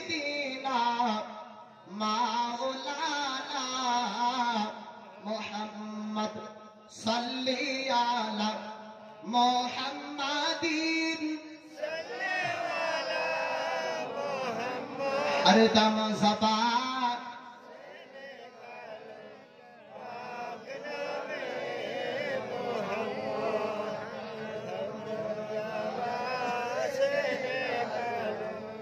सफीआना मोहम्मद सल्लल्लाहु ताला अलैहि वसल्लम। तो आदि जाने मोहतरम हजरते फातिमा तो जहरा বলছেন ইয়া রাসূলুল্লাহ আশুরা রাত্রিতে আমি যাব আর এই জায়গাতে আমি ধোলা বালিগুলা পরিষ্কার করে দিব যেন আমার বেটা যখন জমিনে পড়বে কোনো কাটা কোনো পাথরে যেন আঘাত না পায়। বলেন সুবহানাল্লাহ। আদি জানি মোহতারাম অনেকজন ব্যক্তি আপনার বলে কুফারা ধোঁকা দিয়ে ইমাম হোসাইনকে ডাক দিয়েছিলেন। এই কারবালার ইতিহাসে কারবালার ঘটনাকে কেন্দ্র করে বহু ইখতিলাফি ঘটনা আছে জি। তো কমবেশ আপনার 174 খান চিঠি পৌঁছিয়েছিলেন কুফার সারজামিন থেকে মদিনা শরীফে। একটু মন দিয়ে শুনবেন, চিঠির পর চিঠি যায়। হয়তো বলছেন যে মৌলভী সাহেব একটু বাল্যক জীবনীটা হবে না, তো বলে ইমামে হোসাইনের জীবনী 7 দিন ধরে করলেও জীবনী শেষ হয় না, 1.5 ঘন্টা সময়ে জীবনী হয় না। তবুও মন কি জানি আজকে এখানে যখন আসি তখনই চাইছিল যে একটু হোসাইনের জীবনীটা শোনাবো। তো সাজ্জাদনা ইমামে হোসাইনের বাল্যক জীবনী অনেক লম্বা, ওই দিকে না যাই ডাইরেক্ট হাজরাতে ইমামে হোসাইন যে বায়াত করতে যাবেন কুফার সারজামিনে ওই একটু আলোচনাটা আপনাদেরকে শোনাই। কুফাবাসীরা চিঠি একের পর এক পাঠাতে আরম্ভ করলেন। এখন যেমন টেলিফোনের যুগ, এখান থেকে হ্যালো করলে আরবের ফোন চলে যায়, তাই কি না? তখন চিঠি পাঠানো হলো, 3 দিন 4 দিন 5 দিন করে সময় লাগতো। একখান চিঠি গেলেন ইমামে হোসাইনের কাছে, চিঠিখানা পড়লেন। কুফাবাসী চাইছে যে হুজুর আপনি আমাদের কাছে আসুন এবং আপনি বায়াত করুন। জি, এখন বর্তমানে বায়াত সম্পর্কে বহু রকমের ফতোয়া পাওয়া যায় না, অলিতে গলিতে। হ্যাঁ, বায়াত কোথায় আছে, মুরিদ কোথায় আছে, পীর কোথায় আছে, বহু রকম বলে কিনা। শোনেন, আয়ামত পর্যন্ত এমন একটি দলের সম্পর্কে আমার নবী বলে দিয়েছেন, শোনো, আয়ামত পর্যন্ত একটা দল থাকবে জান্নাতি দল, ওই দল হলো খেলাফত প্রাপ্ত দল। বলুন সুবহানাল্লাহ। সাহাবাদেরকে আমার নবী পাক বলেছিলেন, ও আমার সাহাবারা তোমরা শোনো, যে বনি ইসরাইল গর্তে 72 দলে তারা বিভক্ত হয়েছিল, আমার উম্মতরা 73 দল তৈরি করবে, 73 দলে বিভক্ত হবে, আর সব হবে দুজকি, সব হবে জাহান্নাম, ইল্লা ওয়াহিদান, একটা দল ব্যতীত। সাহাবারা বলছেন, ইয়া রাসূলুল্লাহ, ওই দল কোন দল হবে, ওর পেহচান কি হবে, আলামত কি হবে, চিহ্ন কি হবে? চিনবে কি করে, জানবো কি করে, বুঝবো কি করে? তো নবী আমার বললেন, মা আনা আলাইহি ওয়া আসহাবি, এমন একটি দল যেই দলে আমিও থাকবো, আমার সাহাবাও থাকবে। বলুন সুবহানাল্লাহ। এবার দেখেন নবীর পরে হযরত আবু বকর সিদ্দিক সিংহাসন পেয়েছিলেন, খেলাফতের তাজ পেলেন। তারপরে হযরত উমরে ফারুকের পরে খেলাফতের তাজ পেলেন হযরত উসমানে গনি। তিনার পরে খেলাফতের তাজ পেলেন আলিয়ে শেরে খোদা, মুশকিলে কোসা হায়দারে কারগার। তিনার পরে খেলাফত পেলেন হযরত ইমামে হাসান। তিনার পরে খেলাফত পেলেন আমিরে মুআবিয়া। এই করতে করতে খেলাফতের তাজ, খেলাফতের দল আপনার একটা আছে জয়নাল আবেদিনের মাসাতে ইমামে হোসাইন পাগড়ি পরিধান করে খেলাফতের তাজ দিয়ে গিয়েছিলেন। ওই বংশ থেকে কাউসে সামদানি কুতুবে রব্বানি আব্দুল কাদের জিলানীর জন্ম। বলুন সুবহানাল্লাহ। বোঝা গেল খেলাফত প্রাপ্ত দল কিয়ামত পর্যন্ত থাকবে। আর পৃথিবীর জমিনে কোন পীর কোন ওলি যদি কাউকে বায়াত করে, মুরিদ করে, আর ওই খেলাফত যদি নবী পর্যন্ত না পৌঁছায়, ওই পীর আপনার খেলাফত করতে পারে না, খেলাফত দিতে পারে না, মুরিদ করতে পারে না, বরং ইবাদত করে আবিদ হয়ে আল্লাহর পছন্দনীয় বান্দা হতে পারে। ঠিক কি না? ইবাদতের করে আল্লাহকে রাজি করতে পেরেছে, তাই আল্লাহর পছন্দনীয় বান্দা। কিন্তু খেলাফত দিতে গেলে এই খেলাফতটা যেন নবী পর্যন্ত পৌঁছায়, বলেন সুবহানাল্লাহ। দয়ার পয়গম্বরে মুস্তাফা যাকে খেলাফত দিয়েছিলেন আবু বকর সিদ্দিক, এই করতে করতে ইমামে হুসাইন পর্যন্ত পৌঁছেছিলেন। এবার খেলাফত নিয়ে লড়াই চলছিল। ইয়াজিদ বলছে যে আমি খেলাফত পেয়েছি, আমাকে আমি বায়াত করব, আর আমার বায়াতটা তোমরা গ্রহণ করো। কুফারা বলছে যে না, তা হবে না, এই যে নবীর নবাসা, নবীর নাতি হুসাইন থাকতে ইয়াজিদকে মানব না। একের পর এক আপনার চিঠি আরম্ভ হলো, এক নয় দুই নয়, কমবেশ আপনার 1 থেকে ৭৭ আপনার চিঠি পাঠানো হলো। তবে আপনারা বলছে 177 কিছু কমবেশ আপনার চিঠি পৌঁছানো হয়েছিল। কজনের পরিবর্তন পাক 150 চিঠি গিয়েছিল। একের পর এক আপনার চিঠি যায়। ইমাম হোসেন চিঠি পড়ছেন, কুফারা রাখছেন, হুজুর গো আপনি আসেন কুফাতে, আপনি আমাদেরকে বায়াত করে যান, আপনার হাতে কালেমা পড়বা, আপনার হাতে তওবা পড়বা। হুজুর গো আপনি যদি না আসে ইয়াজিদ বায়াত করবে, ক্ষমতার বলে এতে বায়াত করে নেবে, ওই মুনাফিকের হাতে বায়াত হবে না। হুজুর আপনাকে কুফার সরজমিনে আসতে হবে। ইমাম হোসেন কোন চিঠির আপনার উত্তর পৌঁছাননি, যাওয়ার প্রস্তুতি নেননি। কুফা থেকে আপনার কিছু মানুষ কাফেলার সঙ্গে মদিনা শরীফে পৌঁছালেন। মদিনা শরীফে যাওয়ার পরে সাইয়েদনা ইমামে হোসেন কি বলতেছেন, হুজুর গো 1 নয় 2 নয় কোন বেশ 300 চিঠি পৌঁছিয়েছিলাম। হুজুর আপনি কি চিঠিগুলো পড়েননি? হুজুর আপনি এখনো পর্যন্ত কুফার সরজমিনে কেন যাননি গো হুজুর? ওইদিকে ইয়াজিদ বলছে তা সে বায়াত করবে, ইয়াজিদের হাতে মানুষকে বায়াত হতে দেব না। হুজুর গো আপনাকে কুফার সরজমিনে যেতে হবে, আপনার নিতে এসেছি, হুজুর আপনি রাজি আছেন কিনা বলেন। এবারে ইমামে হোসেন কি করলেন, আহমদুল্লাহকে আপনার ডাক দেওয়া হলো, পরিবারকে ডাক দেওয়া হলো, ইমাম মুসলিমকে আপনার ডাক দিলেন, কাসিমকে আপনার ডাক দিলেন, আউয়ালকে আপনার ডাক দেওয়া হলো। এই করে সমস্ত হককে ডাক দেওয়া হলো, মদিনা শরীফে এলানো হলো। ইমাম হোসেন যাবে কুফার সরজমিনে বায়াত করতে। এই এলান যখন হয়ে গেল, এবার কুফার সরজমিনের মানুষগুলোকে আপনারা পাঠিয়ে দিলেন, তোমরা যাও যাও, তোমরা চলে যাও, পিছনে পিছনে আমরাও আসছি। ইমাম হোসেন বলতেছেন তার আহলদেরকে, শোনো শোনো, এই পরিস্থিতিতে যদি না যাই বড় আমি দোষী হয়ে যাব। বলে কেন দোষী হয়ে যাবে? বলেন শোনে, ওই জায়গাতে ইয়াজিদ যদি বায়াত করে নাই, ইয়াজিদের বায়াত যদি গ্রহণ করে নাই, আমার গাফলতির কারণে হয়ে যাবে, আমার না যাওয়ার কারণে হয়ে যাবে। আমি যাব কুফার সরজমিনে, তোমরা যাবা কিনা আমার সাথে একটু তোমরা উত্তরে দাও। ইমাম মুসলিম বলছেন আপনি একটু শোনেন শোনেন, বলে ওই জায়গাতে যাবেন না, ওই জায়গায় আপনাকে ধোঁকা দিয়ে আঘাত করেছিল।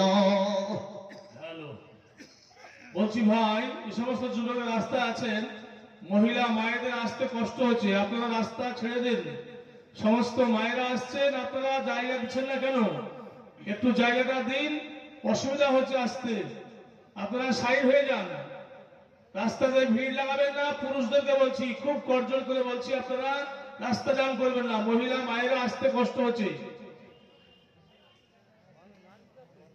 হযরতে ইমামে হুসাইন বলছেন এই পরিস্থিতিতে আমাকে যেতেই হবে, নয়তো ইয়াজিদ বায়াত যদি করে তাহলে ইয়াজিদের বায়াতই গ্রহণ করে নেবে, ওর হাতে উড়িয়ে হবে। ইমাম হুসাইনকে ইমাম মুসলিম বলছেন শোনেন, যাবেন ঠিকই আছে, কিন্তু ওই কোফাবাসীকে বিশ্বাস করেন না। বলে কেন? আপনার আব্বা আলী ছেড়ে খোদাকে তারা ধোঁকা দিয়ে ডেকে মসজিদে আঘাত করেছে, বলে ওদেরকে বিশ্বাস করবেন না। বলে কি করতে হবে? বলে হুজুর শোনেন, আমি কি একটা কথা পরামর্শ করছি সেটা শোনেন। বলে কি? আমি সর্বপ্রথম যাব, আপনার পক্ষ থেকে বায়াত করব, পরিস্থিতি যদি ভালো হয় আমি যখন চিঠি লিখবো, আমার হাতের চিঠি যখন আপনি পাবেন তখন আপনি মদিনা থেকে কুফাতে যাবেন। বলে তাই হবে, যাও। এবার ইমাম মুসলিমের 2 সন্তান ছিল, মুহাম্মদ এবং ইব্রাহিম, নাবালক সন্তান, মা মরা সন্তান। সে বলছে আব্বা আমরাও তোমার সঙ্গে যাব, আপনাকে নিয়ে যেতে হবে আমাদেরকে। বলে কোফাতে যাবো আমি একটা কাজে, বাবা তোমরা থাকো। বলে না, মা নাই কেউ নাই, থাকবো কার কাছে, আমরাও যাবো। বলে চলো। ইমাম মুসলিম মোহাম্মদ ইব্রাহিম দুজনকে নিয়ে চললেন কোফার সরজমিনে। কাজী সাহেবের বাড়িতে উঠা হলো, দুই নাবালক বাচ্চাকে রাখলেন।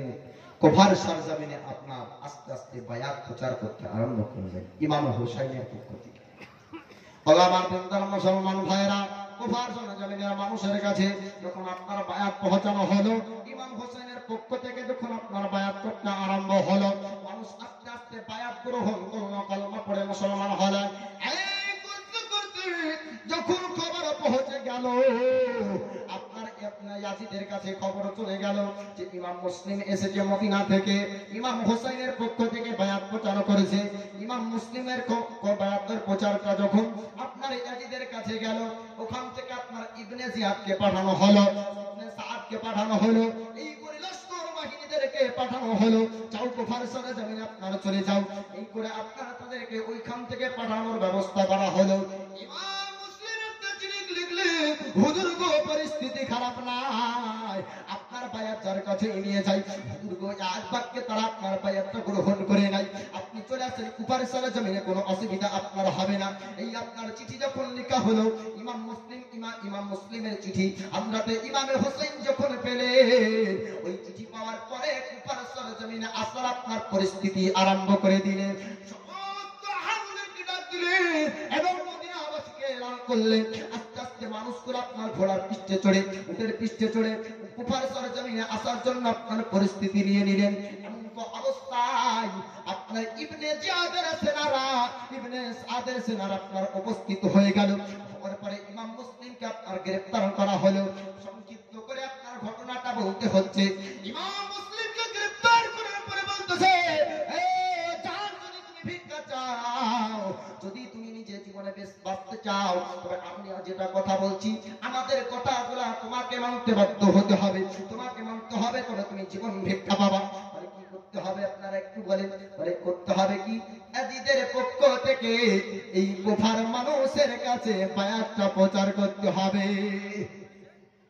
ইমাম মুসলিম বলছে, শুনো, জীবন থাকতে ওই পাপীর বায়াত প্রচার করতে পারবো না, জীবন থাকতে, জীবন যদি চলে যায় তবে আমার দ্বারা তো সম্ভব হবে না। ইবনে জিয়াদ বলতেছেন, শোনো, যদি ইবনে জিয়াদ বলছে, শোনো, যদি তুমি ওটা না করো তোমার জীবন আর বাঁচবে না, তোমাকে এই কারবালার জমিনে, তোমাকে এই কুফার সরজমিনে হত্যা করা হবে। ইমাম মুসলিম বলছে, জীবন যদি চলে যায় আমার দ্বারা সম্ভব নয়। যেখানে তাকে বন্দী করা হলো, আর লুকায়িত অবস্থাতে একটা চিঠি আপনার চুরি করে ইমাম মুসলিম লিখেছিলেন। হুজুর গো পরিস্থিতি ভালো ছিল, কিন্তু কুফার পরিস্থিতি আর ভালো নয়, আপনি কুফার সরজমিনে আপনি খবরদার আর আসবেন না। ইবনে জিয়াদরা এসেছে, সাদরা এসেছে, ইয়াজিদ লস্কর বাহিনীদেরকে আপনার পাঠিয়ে দিয়েছে, হুজুর গো আপনি খবরদার মদিনা শরীফ থেকে আপনি কুফার সরজমিনে পা রাখবেন না। এই কথা যখন আপনার বলা হলো, হযরত ইমাম হুসাইনের কাছে চিঠি গেল না, আপনার ইয়াজিদ লস্করের হাতে আপনার চিঠিখানা পড়ে গেল। চিঠিখানা যখন ইয়াজিদ লস্কররা পড়লো, আপনার চিঠি আর মদিনা শরীফে পৌঁছালো না, চিঠি আপনার গেল না। সাইয়্যিদুনা ইমামে হুসাইন তিনার আহলদেরকে নিয়ে আপনার কুফার সরজমিনে আস্তে আস্তে চলে আসছেন। ইমাম মুসলিমকে আবার বারবার জিজ্ঞাসা করা হয়েছিল, আপনি একটু বলেন, আপনি ইয়াজিদের পক্ষ থেকে বায়াতগুলা প্রচার করবেন না? ইমাম মুসলিম বলছে, জীবন চলে গেল আমি করব না, আমার দ্বারাতে আপনার সম্ভব হবে না। হানিকে পর্যন্ত গ্রেফতার করে আপনার শহীদ করা হয়েছিল। ইমাম মুসলিমকে আপনার শহীদ করে দেওয়ার পরে আপনার দাফন কাফন পর্যন্ত তারা করেছিল না। একদিন অতিবাহিত হয়ে গেল, 2 দিন অতিবাহিত হয়ে গেল, 3 দিন পরে আপনার খবর পৌঁছালো কাজী সাহেবের আপনার বাড়িতে। নাবালক বাচ্চার কাছে কাজী খবর কি করে দিবে, মনে তার বড় আফসোস চিন্তা হলো, এই নাবালক বাচ্চাগুলাকে যদি বলি তার আব্বা আর পৃথিবীতে নাই, এরা সহ্য করতে পারবে না, এরা সহ্য করতে পারবে না। কাজী সাহেব চিন্তা ভাবনা করতে করতে রাত্রিতে ভাত মতন ঘুম তাদের আসে না। রাত্রিবেলাতে হঠাৎ যেন চিৎকার করে মুহাম্মদ ইব্রাহিম বাচ্চা ছেলের কান্নার শব্দ আপনার আরম্ভ হয়ে গেল। 6 বছর বয়স ছোট্ট বাচ্চার, 8 বছর বয়স বড় ভাইয়ের 2 বাচ্চার কান্নার শব্দ শুনে কাজী সাহেব ছুটতে আরম্ভ করলেন। যাওয়ার পরে বলতেছেন, কি ব্যাপার, কি ব্যাপার, এত চিৎকার করে কান্নার আওয়াজ কেন দেখতে শুনতে ভাই? ওই বাচ্চাগুলো বলতেছে, চাচা গো, আমার 3 দিন আব্বা আসে নাই, আব্বাকে বললো আমি এক্ষুনি চলে আসবো। কি ব্যাপার 3 দিন হয়ে গেল এখনো কেন ফিরে না? আব্বার মুখ না দেখলে ভালো লাগে না। ও গো চাচা, বাল্যক অবস্থাতে ছোট্টবেলাতে মাকে হারিয়েছিলাম। মায়ের মমতা, মায়ের ভালোবাসা, মায়ের আদর আব্বার কাছ থেকে পেয়েছিলাম। চাচা গো, ওই আব্বার মুখখানা দেখার জন্য মন খারাপ হয়। ও চাচা, একটু আব্বার কাছে আমাদেরকে নিয়ে চল। কাদিস বলতেছি, ওরে বাবা রাত্রিতে ঘুমিয়ে যাও, সকাল হলে আব্বাকে দেখতে পাবা। রাত্রি কোন রকম ভাবে অতিবাহিত হলো। পরের দিন সকাল বেলায় উঠলেন, আর কুফার সরজমিনে এলান হয়ে গেল চতুর্দিকে। ইবনে জিয়াদের পক্ষ থেকে এলান হলো, ইমাম মুসলিম নাকি 2 সন্তান নিয়ে কুফার সরজমিনে এসেছে। যে ওই সন্তান দুটো কান্দি পারবে তাকে অনেক সোনার পয়সা দেওয়া হবে, অনেকগুলা উটকে ইনাম দেওয়া হবে। ইনামের যখন এলান হয়ে গেল, পুরস্কার ঘোষণা যখন হয়ে গেল, দিকের দিকে মানুষ পাগলার মতন ছুটতে আরম্ভ করলো। পাগলা ঘোড়ার মতন ছুটতে আরম্ভ হয়ে গেল। মানুষ দিকের দিকে ওই লোভ লালসের কারণে এর আম নেওয়ার জন্য, পুরস্কার নেওয়ার জন্য মানুষ ওই ইমাম মুসলিমের সন্তানের খোঁজে বের হয়ে গেল। কাজী সাহেবের বাড়িতে, কাজী সাহেবের কাছে এই খবর যখন পৌঁছালো, কাজী সাহেবের মনে বড় চিন্তা ঢুকলো, কিভাবে আর নবীর বংশের সন্তান, এই নুরানি সন্তানগুলাকে হেফাজত করব। দিকের দিকে মানুষ পাগলা ঘোড়ার মতন আপনার ছুটতে আরম্ভ করে দিয়েছে। তাদের কাছ থেকে বাঁচানো সম্ভব হবে না। ওই দিন কোন রকম ভাবে লুকায়িত অবস্থায় অতিবাহিত হওয়ার পরে রাত্রি বেলাতে চিৎকার করে আবার কান্না করে। কাজী সাহেব ডাক দিয়ে বলে, বাবা রে, রাত্রি বেলাতে আবার কেন কান্না করিস রে? চিৎকার করে কান্না কেন করেছিস? একটু খানা বল। বাচ্চা দুটো বলতেছেন, ওগো চাচা, আপনি যে বললেন পরের দিন সকাল বেলাতে আব্বাকে দেখতে পাবো। ওগো চাচা, দিও দিবাইতো হলো, তবু আব্বাকে দেখতে পেলাম না।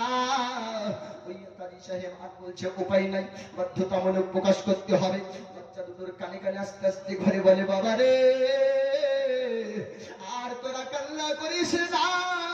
যেই মুখ চেহারাকে দেখার জন্য কাঁদছিস রে, ওই চেহারা আর দুনিয়াতে কোনোদিন দেখতে পাবি না। তোর আব্বা পৃথিবীতে আর নয়, ইবনে জিয়াদ ইবনে সাদরা শহীদ করে দিয়েছে। তোর আব্বার দাফন হলো না, কাফন হলো না, তোর আব্বা তো শহীদ হলো। দিকের দিকে মানুষ পাগলা ঘোড়ার মতো তোদের খোঁজ করার জন্য ছুটতে আরম্ভ করেছে রে। তোদেরকে যদি পাই তোদেরকেও রাখবে না। আরে শোনো বাবা, তোকে চাই সারা জীবন ধরে আমার বাড়িতে তোদেরকে রাখবো, কিন্তু পরিস্থিতি রাখতে দেয় না। আজকে রাত্রিবেলাতে কুফা থেকে একটা দল যাবে মদিনা শরীফে। লুকায়িত ভাবে তোরা চুপ চুপ করে একটু তাদের কাফেলার সঙ্গে তোরাও চলতে আরম্ভ করবি। মদিনা শরীফে যদি পৌঁছে যাস, কাল হাসরে নবীকে বলতে পারবো, ইয়া রাসূলুল্লাহ গো, তোমার বংশের দুটো সন্তানকে মদিনাতে পাঠিয়েছিলাম। বলুন সুবহানাল্লাহ। ওরে বাবা, শুনে হাসরের দিনে যখন নবী যখন সকল তোদেরকে ডাক দিবে, ওই যখন ঝান্ডার তলে, তাম্বুর তলে সমস্ত আহলদেরকে যখন নিবে, ওরে বাবা, আমার নালিশ, আমার অভিযোগ যেমন নবীকে দিস না। বলে, কাজী সাহেব আমাদেরকে রাখেন। ওরে বাবা শোন, জিন্দেগি বর্তমানের গুলামতি করত, কিন্তু পরিস্থিতি করতে দেয় না, পরিস্থিতি করতে দিল না। বড় ভাই আপনার বড় সন্তানকে কাজী সাহেব ডাক দিল। ওরে বাবা শোন, এরা হলো নবী বংশের সন্তান, নুরানি সন্তান। এদের একটু যদি তোরা তুই খিদমত করিস, একটু যদি তাজিম করিস, হাসরের তারা বদলা পাবি। ওরে বাবা শোন, এই মদিনা শরীফে একটা কাফেলা যাবে কুফার সরজমিন থেকে। যারা রাতারাত্রির মধ্যে ওই কাফেলার সঙ্গে এদেরকে সাথ ধরিয়ে দিয়ে বলুন সুবহানাল্লাহ। রাত্রিবেলাতে গভীর রাত্রে চলতে আরম্ভ করলে কাফেলাকে পাওয়া গেল না। কাফেলা মদিনা রওনা হয়ে গিয়েছে। কাজী সাহেবের বড় ছেলে বলে, শোন, হয়তো কিছুক্ষণ হলো কাফেলার যাওয়া, চলতে আরম্ভ কর, দৌড়তে যদি লাগি হয়তো সামনেই তাদেরকে পেয়ে যাব। ছুটতে আরম্ভ হলো। 6 বছর 8 বছরের সন্তান মুহাম্মদ ইব্রাহিম ছুটতে আরম্ভ করলেন। যেতে যেতে আপনার রাত্রি অতিবাহিত হলো, দিন হয়ে গেল, তবু আপনার পৌঁছাতে পারলেন না। একজন ব্যক্তিকে জিজ্ঞাসা করে, গো চাচা, এই জায়গাটার নাম কি, আপনি কি বলতে পারেন? ব্যক্তি বলছে, শোনো বাবা, এই জায়গাটার নাম হলো কুফা। সারা রাত্রি ধরে চলল, কুফা পার হতে পারলাম না। মদিনা কখন পৌঁছাবো? দিনের আলোতে যদি কুফার মানুষ দেখে না, ওই এনাম পুরস্কারের লোভে আমাদেরকে রাখবে না। ইবনে জিয়াদ ইবনে সাদের কাছে আমাদেরকে নিয়ে চলে যাবে। রাতারাত্রিতে চলবো, আর দিনের বেলাতে পাহাড়ের করতে আমরা একটু লুকিয়ে যাব। ছোট ভাই বড় ভাইকে বলে, রে ভাই আর চলা সম্ভব হলো না, আর আমার পাশে উঠে না। বড় ভাই আমার পিপাসায় হলকম যেন শুকিয়ে গিয়েছে। বড় ভাই সান্ত্বনা দেয়, ওরে ভাই আর চিন্তা করো না, চলো পাহাড়ের গর্তে যদি লুকিয়ে না যায় তবে আমাদের জীবনকে আর থাকবে না। পাহাড়ের গর্তে লুকানো হলো। রোদ্রে তাপ আস্তে আস্তে পড়ে, রোদ্রের তাপে পাহাড় গরম হয়ে যায়। সারাদিন খাবার নাই, পানি নাই, হলকম পিপাসায় ছটফট করে হলকম শুকিয়ে গিয়েছে। ছোট ভাই 6 বছরের বাচ্চা, 8 বছরের বড় ভাইকে বলে, ওরে ভাই আর যে হলকম দিয়ে কথা বের হয় না, আমার যে পিপাসা লেগেছে, পানি যদি পেতাম একটু পিপাসাটা নিবারণ করে নিতাম। বড় ভাই জিহ্বাকে বের করে ছোট ভাইয়ের মুখে আপনার লাগিয়ে দিলেন। জিহ্বাটা চুষতে আরম্ভ করলেন। জিহ্বা চুষতে চুষতে বড় ভাইয়ের হলকম পর্যন্ত শুকে গেল। জিহ্বাতে আর রস নাই, জিহ্বাতে আর লালা পাই না, জিহ্বার পানি ফুরে গিয়েছে, জিহ্বার পানি খতম হয়ে গিয়েছে। ওই রকম করে দিন আপনার আস্তে আস্তে চলতে আরম্ভ করলো। বড় ভাই ছোট ভাইকে বলে, ওরে ভাই একটুখানি মাথা চালিয়ে দিয়ে দেখ সূর্যের তাপটা করলো কি না, একটু পানি যদি পাওয়া যায় তোর পিপাসা নিবারণ হবে। ওরে বাবদরদি, ইসলাম তো সহজে আসেনি। ইসলামের প্রদীপকে জিন্দা করার জন্য নওজোয়ান ইন্তেকাল করেছে, নওজোয়ান শহীদ হয়েছেন, বৃদ্ধ শহীদ হয়েছেন। হাজার হাজার মুসলমান পার্টির জন্য জীবন দিল, কিন্তু হাসরের ময়দানে এরা জাহান্নামী হয়ে আপনার হাসরে উঠবে। কত যারা করল আর কত যারা কত করেছে। যদি কংগ্রেসের জন্য সিপিএম কে মার্ডার করে, সিপিএম এর জন্য কংগ্রেসের কে মার্ডার করে, আরে বাবদরদি একটা নাকি নাই জাহান্নামের লকড়ি হবে। আবার আল্লাহ আল্লাহ রাসূলের মহব্বতে যারা জীবন দিয়েছে, আল্লাহ বলেন তাদেরকে আমি আল্লাহ কবরে খাবার দিই। ওরা ভাই বলতেছে, একটুখানা লুকিয়ে যাক, যদি কোন জায়গায় পানি পায় পিপাসাটা নিবারণ হবে। যেমনই আপনার মাথা উঁচু করে দেখতে যাবে, সঙ্গে সঙ্গে একজন ব্যক্তি বলে, কি ব্যাপার এই জায়গাতে কার আওয়াজ শুনতে পাচ্ছি? এই বাচ্চা দুটো কারা হবে? বলে কুফার সন্তান বলে মনে হচ্ছে না, নতুন চেহারা, পরিবর্তন চেহারা। এই সন্তানদের সঙ্গে কুফার ছেলেদের সঙ্গে চেহারার মিল পাওয়া যাচ্ছে না। মনে হয় মুসলিমের সন্তান, মদিনা থেকে আসা সন্তান হতে পারে। যদি ইবনে জিয়াদকে জমা দিতে হয় পুরস্কার হবে, ইবনে জিয়াদের কাছে নিয়ে যাওয়া হবে। বলে দেখেন তো এটা ইমাম মুসলিমের সন্তান কিনা? বলে হ্যাঁ। বলে দেন এনাম।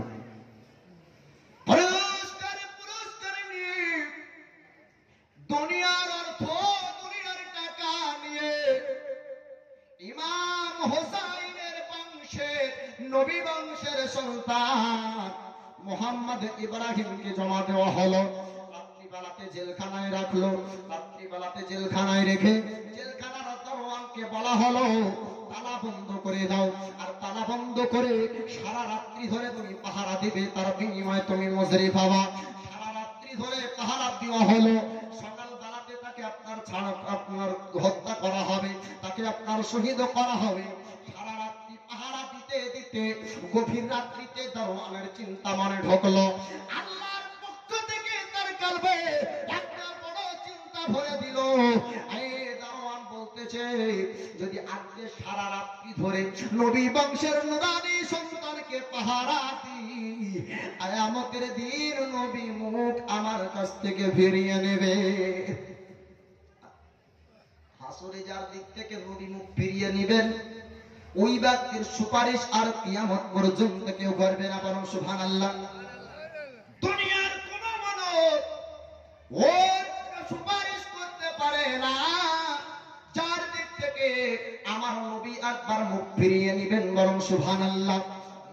বলতেছেন শোনো, যদি সারা রাত্রি ধরে পাহারা দিই নবী বংশের সন্তানকে কষ্ট দেওয়ার জন্য, আমার নবী হাসরের দিনে শাফাত না করে বেমুখ হবে। অতএব আমি যদি ছেড়ে দিই হয়তো ইবনে জিয়াদ আমাকে দুনিয়াতে একটা কষ্ট দিতে পারে, বিনিময়ে আমি নবীর শাফাত পাবো। আল্লাহ খুলে দিল, বলে যা চলতে আরম্ভ কর। এই যে সিধা রাস্তাটা দেখতে পাচ্ছি মদিনা শরীফে পৌঁছে যাবি, চলতে আরম্ভ করে দে। সারা রাত্রিতে চলতে আরম্ভ হলো, তুই ধরে খাবার নাই পানি নাই, সারা রাত্রি চলতে চলতে আবার যখন সকাল হয়ে গেল তবুও কুফা পার হলো না। আপনার কি করলেন? ভয় তত্তর করে কাঁপতে আরম্ভ হলো। আগে তো খবর শুনে ভয় ছিল, পরে জেলখানা থেকে ছুট করা আসামি, তার মানে আরো ভয় আরম্ভ হয়ে গেল। মানে রাত্রিতে চলতে লাগলাম, দিনের আলোতে কোথায় পালাই। চলতে চলতে দেখতে পাচ্ছি একটা কুয়া, সামনে দেখতে ভালো বড় একটা গাছ, মানে গাছে লুকিয়ে যাই, গাছে উঠে থরথর করে হালতে আরম্ভ হলো। হারিসের বিবি, হারিস ছিল বড্ড পাপী ব্যক্তি, বিবি জান্নাতি বন্দি, আল্লাহর প্যারা বন্দি বিবি, নবীর আশেকান স্ত্রী। আপনার কি করলেন? এই হারিসের বিবি আসার পরে দেখতে পাচ্ছে কুয়াতে যেমন পানি উঠাতে যাবে, নুরানি দুই সন্তানের চেহারা দেখতে ভাই দৃষ্টিপাত করতে আরম্ভ করলো। কি ব্যাপার কি ব্যাপার, দুটো বাচ্চা কি কুয়োর নিচে পড়ে গিয়েছে, ভালো করে একটু দেখি। দেখার পরে চিন্তা হলো না, নিচে কোনো বাচ্চা দেখতে পাই না, তবে দুই সন্তানের চেহারা কোথায় থেকে পাই। উপর দিকে দৃষ্টিপাত যখন করা হলো দেখতে পাচ্ছে গাছের উপরে দুটো বাচ্চা ছেলে, 6 বছর 8 বছরের সন্তান, নুরানি সন্তান, নবী বংশের সন্তান, থরথর থরথর করে কাঁপতে আরম্ভ হয়ে গিয়েছে তাদের শরীর। গাছ থেকে নামা হলো, নামানোর পরে সুন্দর করে কুয়ো থেকে পানি বালতিতে করে উঠিয়ে গোসল দিয়ে দিলে, গোসল দেওয়ার পরে পানি নিয়ে যাওয়া হলো, আদর করে খাইয়ে দিলেন মায়ের মতন করে। আর রাত্রিতে ঘুমানোর জন্য একটা বিছানা করে দিলে। হারিস পাপি চলতে চলতে চলতে চলতে ঘোড়ায় গিয়েছিল, আর ঘোড়া মারা গেল। মারা যাওয়ার পরে পায়ে হেঁটে বাড়ি প্রবেশ করেছে। বিবি ডাক দিয়ে বলে, ওগো স্বামী, কি ব্যাপার, ঘোড়াটা গেল কোথায়? বলে ঘোড়াটা মারা গিয়েছে। বলে কেন? বলে শুনিসনি কানে? বলে কি শুনবো? ইমাম মুসলিম মদিনা থেকে এসেছিল। বলে হ্যাঁ। তাকে ইবনে জিয়াদ হত্যা করেছে। বলে শুনেছিস? বলে হ্যাঁ। তার সঙ্গে যে দুটো সন্তান এসেছিল তাদেরকে যে ধরতে আবার পারবে তাকে ডবল পুরস্কার দেওয়া হবে। প্রথমে যা দেওয়া হয়েছিল তার ডবল দেওয়া হবে। একবার যদি ওই সন্তান পেয়ে যায় সারা জীবন ধরে বসে বসে খাবো তবু ফুরাবে। ওই খোঁজের জন্য ঘোড়া নিয়ে বাড়িয়েছিলাম, ঘোড়াটা হঠাৎ যেন মারা গেল, পায়ে হেঁটে বাড়ি আসলাম। বিবির মানে চিন্তা হলে, এমন পাপী ঘরে আমি এসেছি যে নবীর বংশের সন্তানকে মনে হয় আর হেফাজতে রাখতে পারবো না। রাত্রিবেলাতে স্বামীকে খাইয়ে দিলে, খাইয়ে দিবার পরে বিছানায় আরাম করেছে। হঠাৎ যেন চিৎকার করে ওই বাচ্চাগুলা কান্না করে, মা করে, আব্বা আব্বা করে কান্নার শব্দ যখন ভেসে আসলো, তার হারিস বলে, ওরে বিবি, বাড়িতে কোনো সন্তান নাই, কান্নার আওয়াজ কোথা থেকে আসে? সন্তান নাই, তবে কান্না কোথা থেকে হয়? বিবি ডাক দিয়ে বলতেছে, পার্শ্ববর্তী বাড়ি থেকে হয়তো আওয়াজ এসেছে, ক্লান্ত অবস্থায় আছে, আপনি অত ভাবনা চিন্তা করেন না, একটু আরামে ঘাম যান। স্বামী বলছে, না রে বিবি, আমার মহান বলছে পার্শ্ববর্তী বাড়ি নয়, একটু পার্শ্বের রুমটা দেখে আসি। বিবি জড়িয়ে পা খাড়া ধরে বলতেছে, স্বামী গো, আমি নবী বংশের দুই সন্তান, নুরানি সন্তানকে পেয়েছি, আমি আদর করে তাদেরকে খাইয়ে বিছানায় আরাম করতে দিয়েছি। আরে নূরের পুতুলকে আঘাত করবেন না, আপনি খবরদার খবরদার পাপের কাজ করবেন না। হারিস বলে, ওরে বিবি তুই একটু পাখানা ছেড়ে দে। পা যখন ছড়ে না, ঝটকে আপনার লাথি মেরে নূরের সন্তান, নবী বংশের সন্তান ইমাম মুসলিমের দুই সন্তান মোহাম্মদ ইব্রাহিমকে গ্রেফতার করা হলো, ইবনে জিয়াদের কাছে নিয়ে যাওয়া হলো। ইবনে জিয়াদ ইবনে সাদ বলছে না, আর জেলখানায় বন্দী হবে না, এদেরকে সঙ্গে সঙ্গে কতল করা হোক। বড় ভাই ছোট ভাই মধ্যে এক ভাই অপর ভাইয়ের চেহারাকে দেখে কান্না করে, ওরে ভাই আর কি আর সঙ্গে থাকতে পারবো না, আর কি আর সঙ্গে খেলা হবে না। ইবনে জিয়াদকে ছোট ভাই বলে, চাচা গো একটা আবেদন আমার শুনতে হবে আপনাকে। বলে কি? আমার চোখের সামনে বড় ভাইকে যদি কতল করে আমি সহ্য করতে পারবো না, আমাকে আগে কতল করেন, পরে ওর পালা পড়বে। ও বড় ভাই বলছে, না না, ছোট ভাইকে আমার চোখের সামনে এরকম করতে পারেন না। এই করতে করতে পালা বলি যখন হলো, ইবনে জিয়াদ বলছে, আলাদা আলাদা জায়গায় নিয়ে যাও, দুইজনকে আপনার শহীদ করে দেওয়া হলো। আমার দিনদার মুসলমান ভাইরা, আপনার সন্তান আমার সন্তান, কত আদর যত্ন লালিত পালিত করি, তাদের রক্তের পরিবর্তে ইসলামকে যদি পেতাম, তবে ইসলাম ধর্মের মর্ম আমরা বুঝতে পারতাম। তিনাদের রক্তের পরিবর্তে এই ইসলাম ধর্মকে আমরা শান্তির ধর্ম পেয়েছি নাকি? এবার ইমাম মুসলিম শহীদ হলেন, তার সন্তানরা শহীদ হলেন। চিঠি পৌঁছে গিয়েছিলেন, প্রস্তুতি নিয়ে নিয়েছিলেন মদিনা থেকে কুফায় আসা। কুফার সরজমিনে পৌঁছে গেলেন। হযরতে সিদ্দিকুল্লাহ ইমামে হুসাইন আর বায়াত কি করবেন, তিনার কাছে এসে ইবনে জিয়াদ ইবনে সাআদের উপর হুকুম ছিল যে ইমামে হুসাইনকে একবার বলবে। ইয়াজিদ বলছে, যদি আমার বায়াত গ্রহণ করে নেয়, আমার সমস্ত মাল দাও, যত ধন সম্পদ আছে ওকে মালিক বানিয়ে দিব। ইমাম হোসেন বলছে, তোর দুনিয়ার মালের আমার দরকার নাই। ওকে আমার দিনদার মুসলমান ভাইরা, দিনের পর দিন চলে যায়। বলে এবার তাহলে যুদ্ধ করতে হবে, যে জিতবে সে আমির হবে, সে খেলাফত করবে। ইয়াজিদ লস্কর, ইয়াজিদ বাহিনী এবার কি করলো? হযরতে সাইয়্যিদনা ইমামে হুসাইনের সঙ্গে যুদ্ধ ঘোষণা হলো। বলে কবে হবে? মুহররম মাসের 10 তারিখে লড়াই করতে হবে, আর লড়াই যদি জিততে পারে তবে আমরা কুফা ছেড়ে চলে যাব।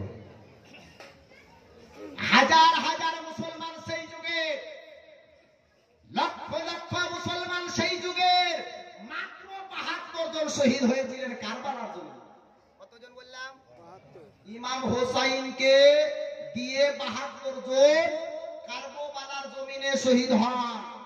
আর ইয়াজিদ পক্ষে যে সেনারা ছিল তাদের মধ্যে কোরআনও পড়তো, তাদের মধ্যে নামাজও আদায় করত।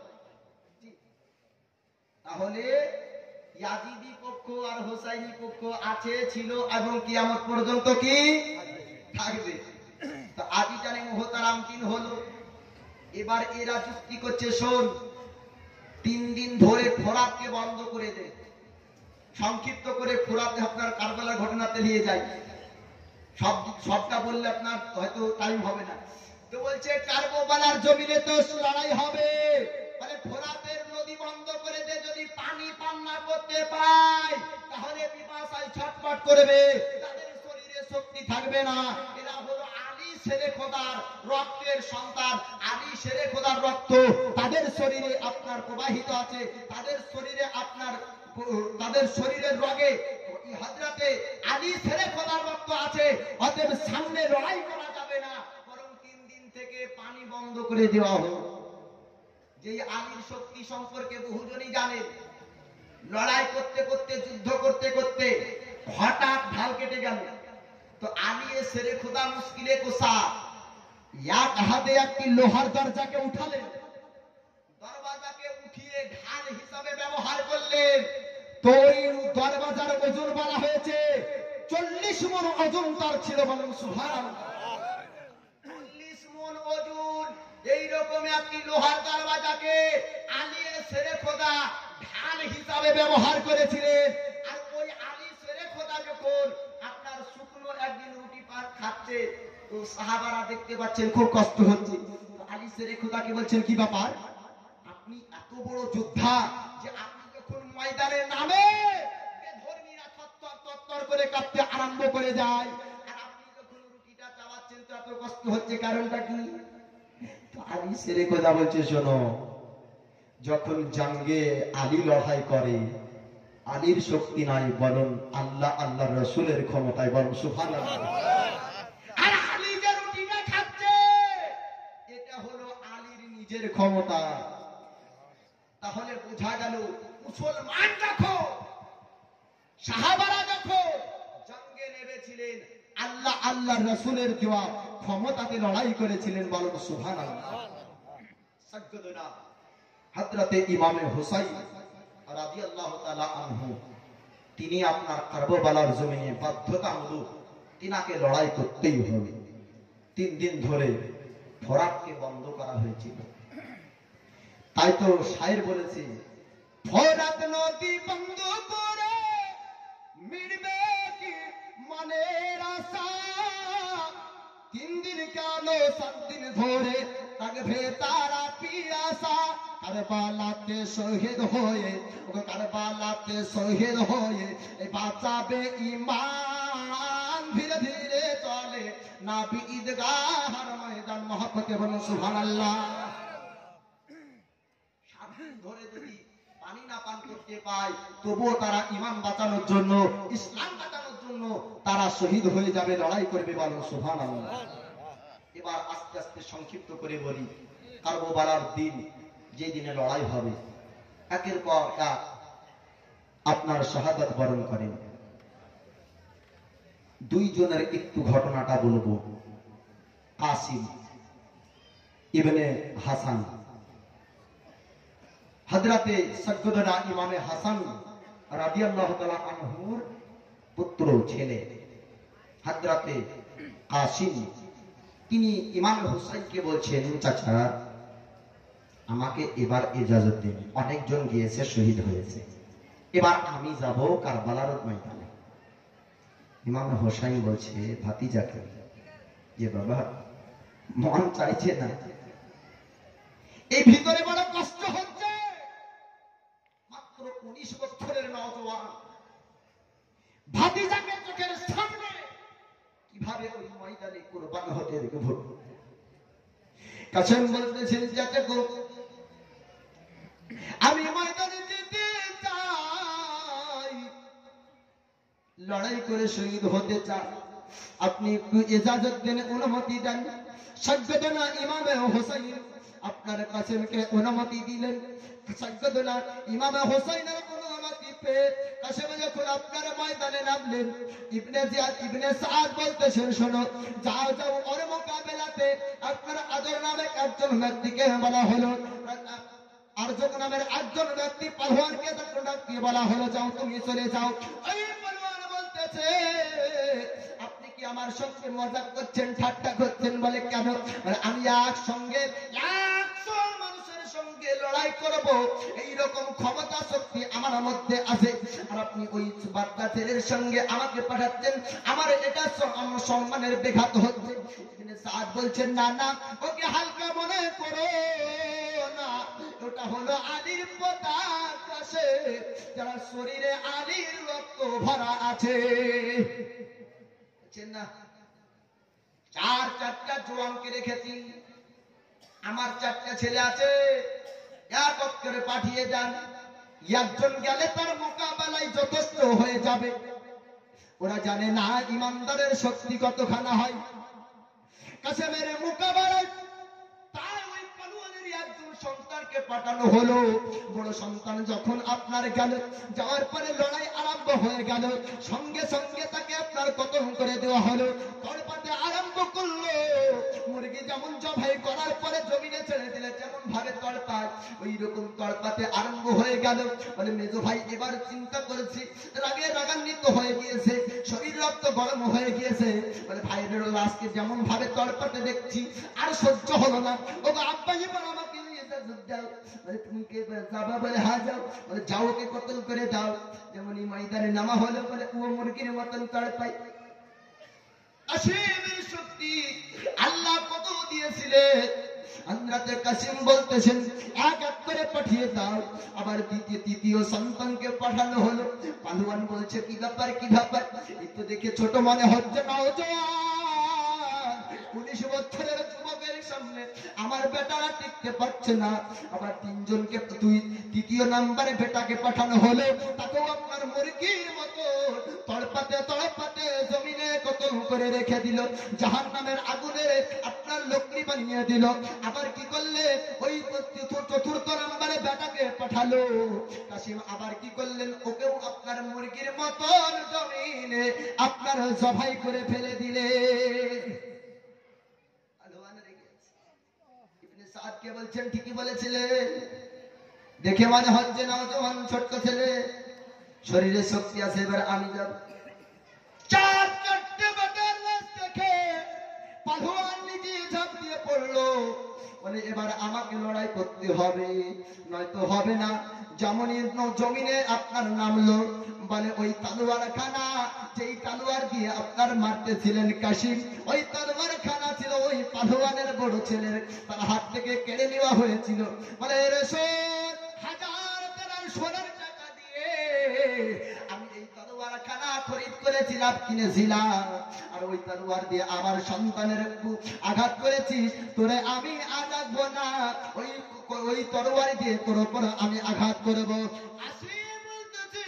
এত পয়সা দিয়ে যখন তলোয়ার কিনেছো, এর সাথটা তোমাকেও আমি চাখাবো।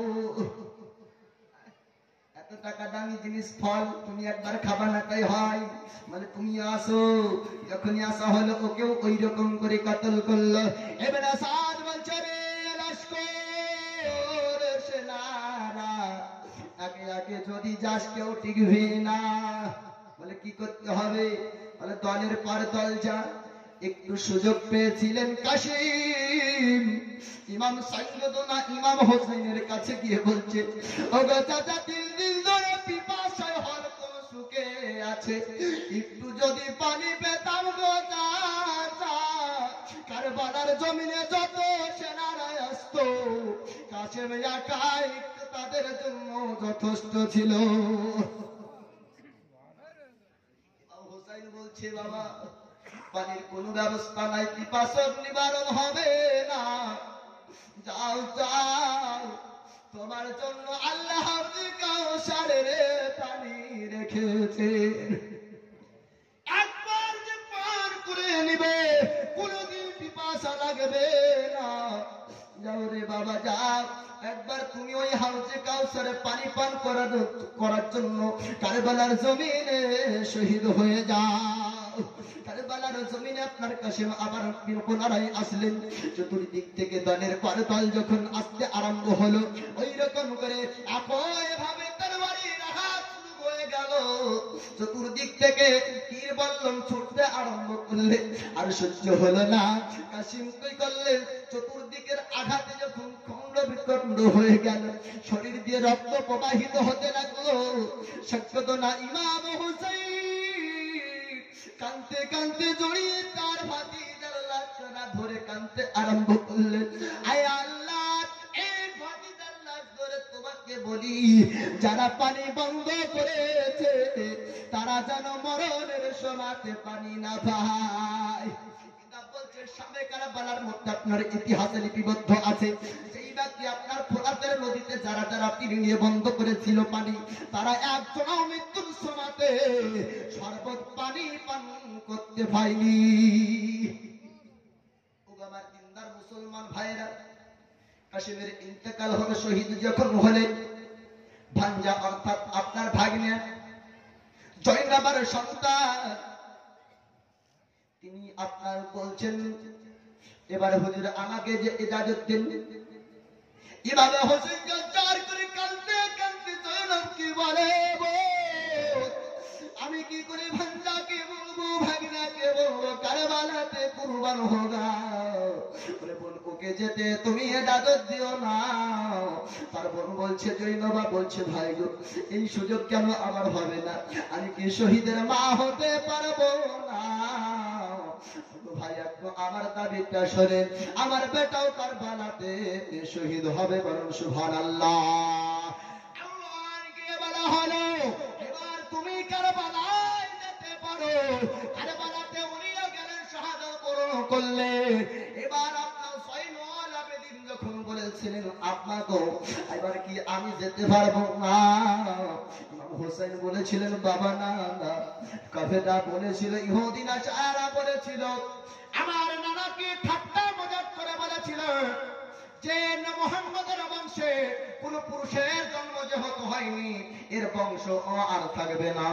আমার নানা বলেছিল, না রে না, আমার বেটি ফাতেমার বংশ থেকে কিয়ামত পর্যন্ত যত সন্তান হবে এই সন্তানগুলা মুহাম্মদের বংশ হয়ে যাবে।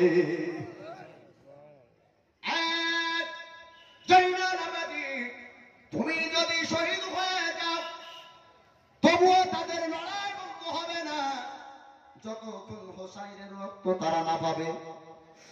যদি তুমি চলে যাও নবীর বংশে, আমাদের বংশে কোনো পুরুষ আর থাকবে না। বলে খবরদার তুমি ময়দানে যাবে না, তোমার মাথায় আমি পাগড়ি পরিধান করে দিই আর খিলাফতের তাজ দিয়ে দিই, বড় দায়িত্ব তোমার মাথায় সপাতে যাই। বলে যত মহিলাগুলো আছে তাদেরকে সম্মানের সহিত মদিনা শরীফে তুমি নিয়ে যাবে, বলেন সুবহানাল্লাহ। বাবারা দুঃখের কাহিনী কি বলবো, ইবনে জিয়াদের লস্করেরা, ইবনে জিয়াদের সেনারা করলেন বহু আপনার ব্যক্তিকে শহীদ করেছিলেন, তবুও তাদের রক্তেতে পিপাসা তাদের নিবারণ হয়েছিল না, তাদের পিপাসা মিটেছিল না। 6 মাসের আলিয়া সিগারের কথা বললে মুখটা যেন টকবক করে আপনার ফেটে ওঠে। আমার দরদিরা একটু ঠাঠি করবেন না, একটু বসে যান, আর কয়েক মিনিট আলোচনা করতে চাই। 6 মাসের আলিয়া সিগারের হলকমে যে তীর মেরেছিল এরা দুনিয়ার মানুষ ছিল কিনা আমি জানি না। আলিয়া সিগারের হলকমটা যেন 6 মাসের বাচ্চা, হলকমটা বারবার করে মাকে যেন ইশারা করে দেখাচ্ছে, ও মা জননী স্থানের দুধ নয়, স্তনে দুধ পান করতে হয় না, জিহ্বা দিয়ে তুমি আমাকে পিপাসা নিবারণ করিয়েছো। মা বারবার করে জিহ্বা দেয় কিন্তু জিহ্বাতে আর রস পাই না, জিহ্বার লাড়া শুকিয়ে গিয়েছে, জিহ্বার পানি শুকিয়ে গিয়েছে, মার জিহ্বা থেকে পাই পাই না। 6 মাসে আলী আসকার বারবার করে মার কাছে দেখা, মা আমাকে পিপাসা লেগেছে একটু পানি দাও। হলকমটা বারবার মায়ের কাছে লাফায়, সত্যত না। ইমাম হোসেনকে বলা হলো, জান জান ওরা কি এত পাপী এত নিষ্ঠুর, তারা কি 6 মাসের সন্তানকে একটু এক কাতরা পানি তারা দিবে না? যান যারা ফোরাতের কাছে নিয়ে যান, একটু হয়তো আলী আসকার 6 মাসকে দেখে তাদের মনে হয়তো একটু দয়া হবে। যখন ইমামের সত্যদনা ইমাম হোসাইন আলী আসগারকে কোলে নিয়ে ঘোড়ার পিষ্টে চড়ে ফোরাতের তীরে যখন চলতে আরম্ভ করলেন, ফোরাতের কাছে যখন গেল সেনাদেরকে দেখতে পাচ্ছে তীর নিয়ে দাঁড়িয়ে আছে। তাদেরকে বলা হলো, ওরে ইবনে জিয়াদের দরবাসী শোন, আমি কসম করে বলি এক চামড়া পানি পর্যন্ত হোসাইন পান করবে না, তোদেরকে কথা দিলাম। তবে 6 মাসের আলী আসগার তোদের সঙ্গে যুদ্ধ করতে পারবে না, তোদের সঙ্গে লড়াই করতে পারবে না, একটু খানা পানি দিয়ে পিপাসাটা যেন নিবারণ হয়ে যায়। তোরা একটু এই আলী আসগারের হলকম দিকে একটু তাকিয়ে দাও। সেটারা বহু দূর থেকে দেখে, দূর থেকে একটা ইশারা করে তীর ছেড়ে দিল, আলী আসগারের হলকমে সে তীরটা গেঁথে গেল। সাজ্জাদুল্লাহ ইমামে হোসাইন মায়ের কোলে যখন আলী আসগারকে রাখলে, আপনারা চিন্তা ভাবনা করে ওই মায়ের অন্তরটা কি বলবে? 6 মাসের আলী আসগারকে যখন হলকম গাথা ওই গলা নিয়ে হলকম নিয়ে মার কোলে যখন দেওয়া হলো, ঝরঝর করে কান্না করে, তবে চোখে কোনো পানি পাওয়া যায় না। একদিন ধরে পিপাসা, খাবার নাই, পানি নাই, শরীর শুকে গিয়েছে, পানি বের হয় না, শুকনো চোখে কাঁদতে কাঁদতে বেটার লাশ ধরে জড়িয়ে কাঁদে মা। বাবা হোসাইন বললেন, না, যতক্ষণ তোরা আমার রক্ত পাবি না, তোরা কারবালার লড়াই বন্ধ করবি না। আমি বুঝতে পেরেছি এবার আমাকে যেতে হবে। সাজ্জাদনা ইমামে হোসাইন জয়নাল আবেদিনকে বললেন, বেটা, তোমার মাথায় পাগড়ি পরিধান করে দিলাম, নিজের জুব্বা পরিধান করে দিয়ে বলতেছেন, শোনো বাবা, আমি তোমাকে বড় একটা দায়িত্ব সপাতে চাই।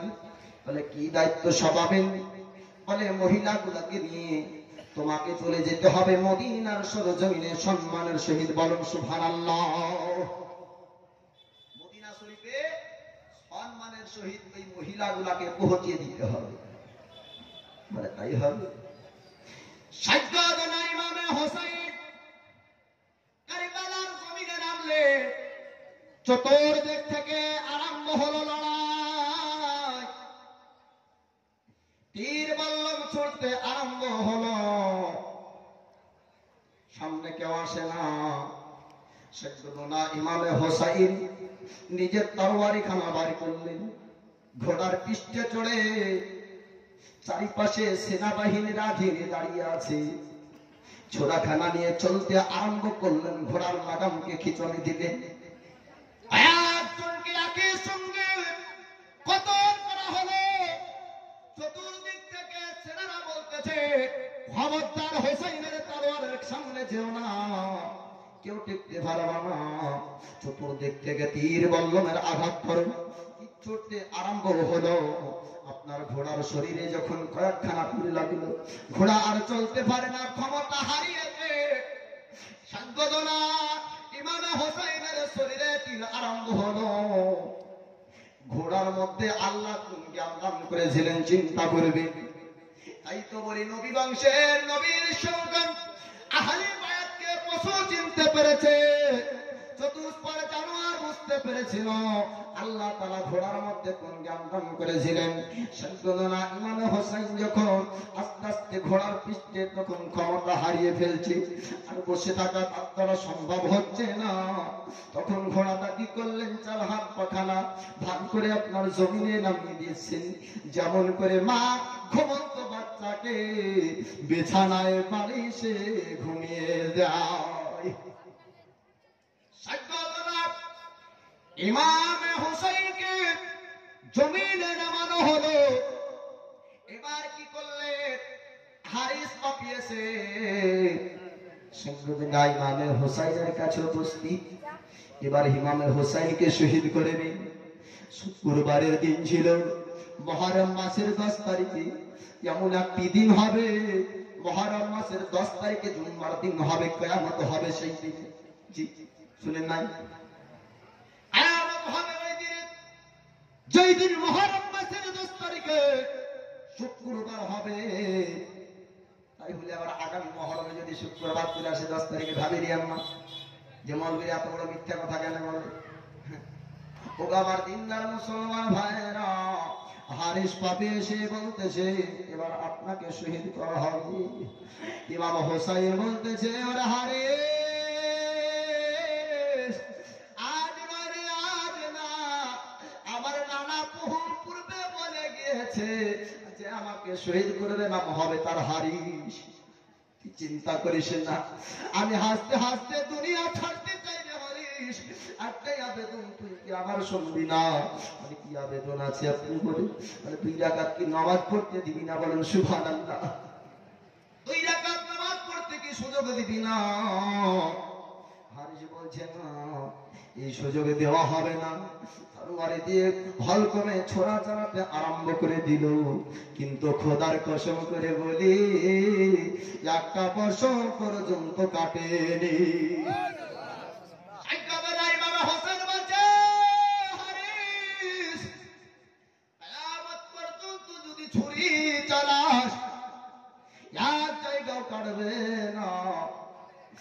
নানা দিনে রাতে কয়েকবার করে যে জায়গায় চুম্বন দিত, বলেন সুবহানাল্লাহ। হারিসে আমাকে 2 রাকাত নামাজ পড়ার সুযোগটা আমি পদ্ধতি তোকে বলবো। বলে কি? এই যে তরোয়ার খানা তুই হাতে ধর, এটা দিয়ে যখন চালাবি ঠিক কাটবি, কিন্তু 2 রাকাত নামাজ পড়তে আমাকে সময় দে। 2 রাকাত নামাজ পড়তে সময় দে। 2 রাকাত ওটা নামাজ ছিল না, বরং শেষ সাজদা খোদাকে করেছিলেন, বলেন সুবহানাল্লাহ।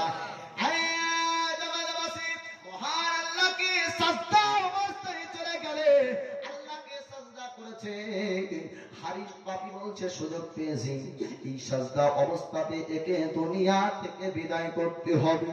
সাজদুনা ইমাম হোসেন সাজদা থেকে মাথা তুলে নাও, ওই সাজদা অবস্থাতে তিনাকে শহীদ করা হয়েছে।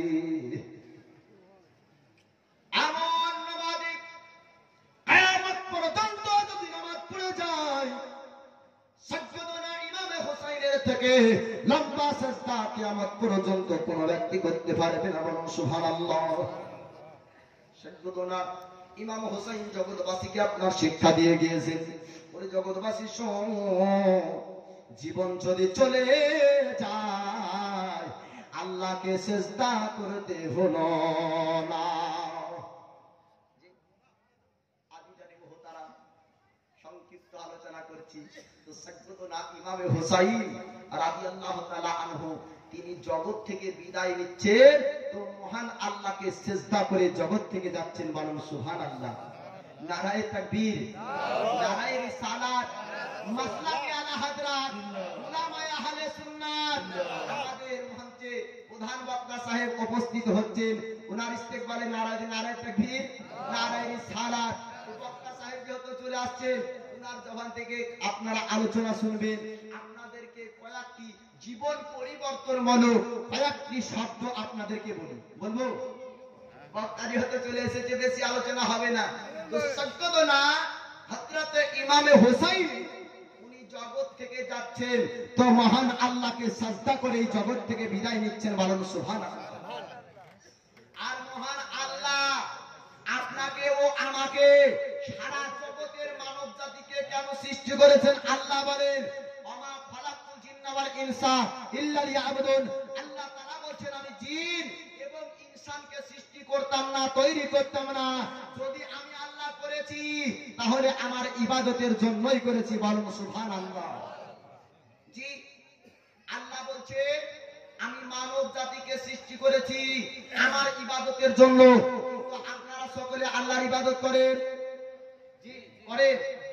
আল্লাহ বলছেন ইয়া আইয়ুহাল্লাযীনা আমানু তাকুল্লাহা ওয়া কুনু মা'আস সাদিকিন। হে ঈমানদার বিশ্বাসীগণ, হে ঈমানওয়ালো, আল্লাহকে ভয় করো এবং সত্যবাদীর সঙ্গ লাভ করো। জি, আল্লাহ কাকে বলছেন? ইয়া আইয়ুহান নাসু। আল্লাহ বললেন না যে হে মানব জাতি তোমরা আমাকে ভয় করো, বরং আল্লাহ বলছেন হে ঈমানদার বিশ্বাসীগণ আমাকে ভয় করো। তাহলে বোঝা গেল যে ঈমানদার বিশ্বাসীগণ যারা হবেন তারাই কেবলমাত্র আল্লাহর ভয় কালবে রাখবেন, বলো সুবহানাল্লাহ। একজন বেনামাজি, মদখোর, সুদখোর, জেনাকারী, বেবিচারী, মিথ্যা কথা বলে, চুরি করে, তাকে যদি জিজ্ঞাসা করেন এ বেটা শোন কি বলে তুই আল্লাহকে ভয় করিস, তো মাতাল বলবে যে হ্যাঁ, বলবে কিনা? ওই সমাজে কিন্তু বলবে, বেনামাজিও বলবে। আপনাদের মাহফিলে যারা বসে আছেন সকলকে যদি বলেন যারা যারা আল্লাহকে ভয় করেন সকলে হাত উঠিয়ে বলেন, একটু হাত উঠান। যারা যারা ভয় করেন তারা তারা হাত উঠাবেন, যাদের হাত নিচে থাকবে জানবো আল্লাহকে ভয় করে না। দেখি কার হাত নিচে আছে, তাহলে বোঝা গেল সকলে আল্লাহকে ভয় করেন। কিন্তু শোনেন, এই মাহফিলে যারা হাত তুলেছেন সবাই আল্লাহকে ভয় করেন। আমি বলছি তাহলে কি হলো? আল্লাহর ভয় শব্দের মধ্যে সমস্ত আমল লুকিয়ে আছে। যে আল্লাহকে ভয় করবে জীবনেও নামাজ ছাড়তে পারে না, যে আল্লাহকে ভয় করবে রোজা ছাড়তে পারবে না, যে আল্লাহকে ভয় করে সুদ খেতে পারে না, যে আল্লাহকে ভয় করে ওর কাছে যাকাত চাইতে হবে না, যাকাত বের করার যখন প্রয়োজন হবে যাকাত বের করে দিবে, মিথ্যা বলবে না, চুরি করবে না, গুনাহ করবে না, যখন ওর কালবে খোদার ভয় ঢুকবে, বলুন সুবহানাল্লাহ। তাহলে বোঝা গেল মাহফিলে যেহেতু সকলে নামাজি নাই, তাহলে আল্লাহকে ভয় সকলে করে না। তো আদি জানি মুহতারাম, একটি দুনিয়ার একটি উদাহরণ দিই, সাপ আর ব্যাঙ চিনেন কিনা? সাপ ব্যাঙ, সাপের কানে কানে ব্যাঙ বলছে আল্লাহ তোকে এত সোজা করে বানালো, তোর চলন কেন বেঁকা? সাপ কি সোজা, কিন্তু চলে কিভাবে বেঁকা বেঁকা হয়ে চলে কিনা? ব্যাঙ বলছে সাপকে আল্লাহ তোকে সোজা করে বানালো, তোর চলন কেন বেঁকা? সাপ রেগে গিয়ে ব্যাঙকে বলছে দাঁড়া, তোর খবর হচ্ছে। ছবল মারবে। ব্যাঙটা পালাতে পালাতে ঝপাং করে ধাপ দিয়ে পুকুরে লাফ মেরে দিয়েছে। সাপ কিন্তু সব সাপ পুকুরে নদীতে পানিতে নামতে পারে না, ডাঙায় বসে আছে যে কখন উঠবে কখন তোকে জব্দ করবো, আমাকে ঠাট্টা করা। হ্যাঁ, বসেই আছে বসেই আছে বসেই আছে। মাঠ থেকে একজন চাষি ব্যক্তি বাড়ি ফিরছে, হাতে আছে লাঠি। সাপ দেখার পরে দিয়ে দুবাই গেল সাপ মারা। এবার পাড়া প্রতিবেশী ছোট্ট ছোট্ট বাল্যক বাল্যক বাচ্চারা ওই পুকুরে গোসল করতে যাবে, যাওয়ার পরে লড়ি দিয়ে ফুটা মেরে দেখছে পাটকারি দিয়ে, তাজা না মরা রে? বলছে যে মরা। হ্যাঁ, তাজা হলে তো লড়তো, লড়ছে না, মরা। বলে কাজ কর, শোন, এই পুকুরেটা আরো অনেক ছেলেরা আসবে গোসল করতে, রাস্তায় সাপ করে শুয়ে দিই, তাহলে ভয় করবি। তো বলে তাই হোক। সাপটাকে উঠানো হলো, রাস্তায় সাপ করে শুয়ে দিয়েছি। এবার ব্যাংকটা পুকুর থেকে উঠার পরে সাপের কানে কানে গিয়ে বলছে সোজা হতে হলি, তুমি মরার পরে হলি।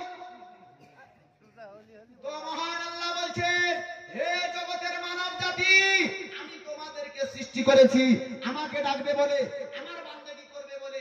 12 বছর বয়সে নামাজ ফরজ হলো, নামাজ পড়তে পারলাম না। 18 বছর বয়সে নামাজ পড়তে পারলাম না। 30 বছর বয়সে নামাজ পড়তে পারলাম না। 60 বছর যখন বয়স হয়েছে আর দুনিয়ার সুখ নাই, দুনিয়ার আশা শান্তি ভোগ করতে পারছে না, কর্ম করতে পারছে না, সিনেমা দেখতে পারছে না, পার্কে ঘুরতে পারছে না, বিছানাগত অবস্থায় প্যারালাইসিসের রোগী কধরিয়ে কধরিয়ে বলে আল্লাহ আল্লাহ কি পাপ করেছ, বলে কিনা? বলে কিনা? তো বলছে তুই ডাকার বয়সে ডাকলি না, শেষ বয়সে ডাকছিস। সাপ যখন বলছে, সাপকে বলছে যে সোজা হতে হলি, তুই মরার পরে হলি। আর যখন সোজা হলি হওয়ার পরে কাজে হলো না, 60 বছর বয়সে বিছানা করে পায়খানা হয়ে যাবে, না পাকি অবস্থায় আল্লাহ আল্লাহ করবেন, কাজে আসবে না। বরং 12 বছর বয়সে নামাজ ফরজ হয়েছে, আল্লাহর ইবাদত করার চেষ্টা করুন। মহান আল্লাহ যেন আমল ও ঈমান নিয়ে যেন আমাদেরকে জগৎ থেকে যাওয়ার তৌফিক দান করেন, সকলে বলুন আমিন। আলোচনা এখান থেকে আমি শেষ করি। নবীর ইশক ও মহব্বতে, নবীর প্রেমে একটি নাত শরীফ আপনাদেরকে শোনাবো, যেটা আমার জীবনের সবথেকে সুন্দর এবং মহব্বতের সহিত যেটা আমি নাতটা পড়ি, ওই নাতটা পড়েই আমার আলোচনা শেষ করব। একটু নবীর মহব্বতে দরুদে নাজরানা পেশ করুন। আল্লাহুম্মা সাল্লি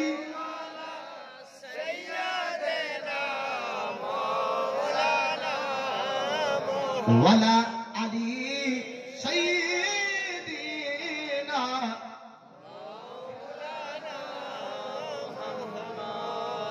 সাল্লি আলা মুহাম্মাদিন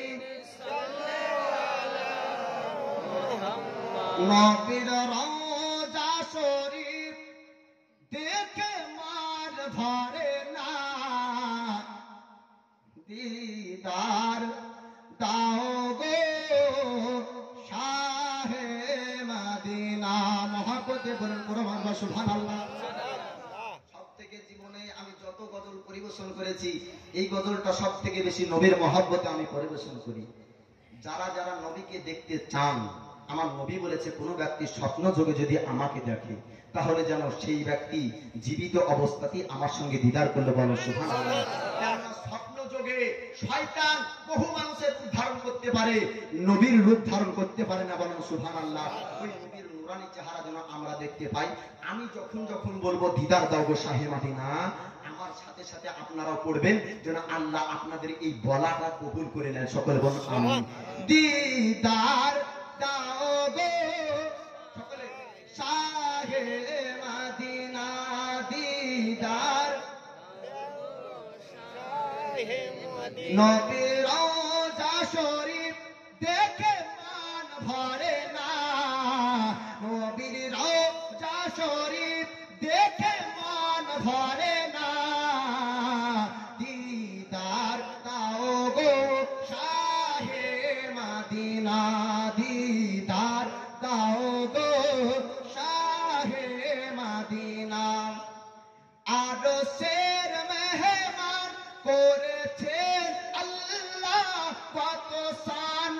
কত মান মোর কামলিওয়ালা আরশের মেহমান করেছেন আল্লাহ কত শান কত মান মোর কামলিওয়ালা ও গো মদিনাওয়ালা করো করোনা দিদার দাও গো আমি মাইক পেয়েছি বলে আমার আওয়াজ এত জোরে নাকি আমার থেকে আপনারা জোরে যদি সকলে বলেন তো এর থেকে বেশি জোর হবে জোরে বলেন দিদার দাও গো শাহে মদিনা দিদার দাও গো শাহে মদিনা দুনিয়ায় যতক্ষণ যত জায়গা গিয়েছি কম বেশি দুঃখ তো পেয়েছি দুনিয়ায় যতক্ষণ যত জায়গা গিয়েছি কম বেশি দুঃখ তো পেয়েছি নাবির যাতে গেলে নাবির যাতে গেলে তাহার দুঃখ থাকে না দিদার দাও গো শাহে মদিনা দিদার দাও গো শাহে মদিনা নবীর রওজা শরীফ দেখে মান ভরে না নবীর রওজা শরীফ দেখে মান ভরে না দিদার দাও গো শাহে মদিনা দিদার দাও গো শাহে জালিম বারাত দেখিলে এক নজর নোরেতে ঝলমল করো ভিতর জালিম বারাত দেখিলে এক নজর নোরেতে ঝলমল করো ভিতর ওগো রাউফ রহিম ওগো রাউফ রহিম একবার দেখা দাও না দিদার দাও গো শাহে মদিনা দিদার দাও গো শাহে মদিনা নবীর রওজা শরীফ দেখে মান ভরে না নবীর রওজা শরীফ দেখে মান ভরে না দিদার দাও গো শাহে মদিনা দিদার দাও গো শাহে মদিনা আমি ওয়াইসের যা তোমার প্রেমে রে পাগল তোমার প্রেমেতে দিব গো আমি সকল আমি ওয়াইসের যা তোমার প্রেমেতে পাগল তোমার প্রেমেতে দিব গো আমি সকল ওগো সিরাজ মুনির ওগো সিরাজ মুনির একটু দয়া করো না দিদার দাও গো শাহে মদিনা দিদার দাও গো শাহে মদিনা নবীর রওজা শরীফ দেখে মান ভরে না নবীর রওজা শরীফ দেখে মান ভরে না দিদার দাও গো শাহে মদিনা যদি কোনো ভাষায় ভুল হয়ে যায় সন্তান হিসাবে ভাই হিসাবে ক্ষমা করে দিবে হাদিস ও কোরআন থেকে ভুল করে থাকলে আল্লাহর নিকটে ক্ষমা প্রার্থী আস্তাগফিরুল্লাহ রাব্বি মিন কুল্লি যামবি ওয়া আতুবু ইলাইহি ওয়া লা হাওলা ওয়া লা কুওয়াতা ইল্লা বিল্লাহিল আলিয়্যিল আযীম লা ইলাহা ইল্লাল্লাহু মুহাম্মাদুর রাসূলুল্লাহ সাল্লাল্লাহু তাআলা আলাইহি ওয়াসাল্লাম বিজায় হাবিবিকা সাজ্জাদুল আমবিয়া ওয়াল মুরসালিন আসসালামু আলাইকুম ওয়া রাহমাতুল্লাহি ওয়া বারাকাতুহু।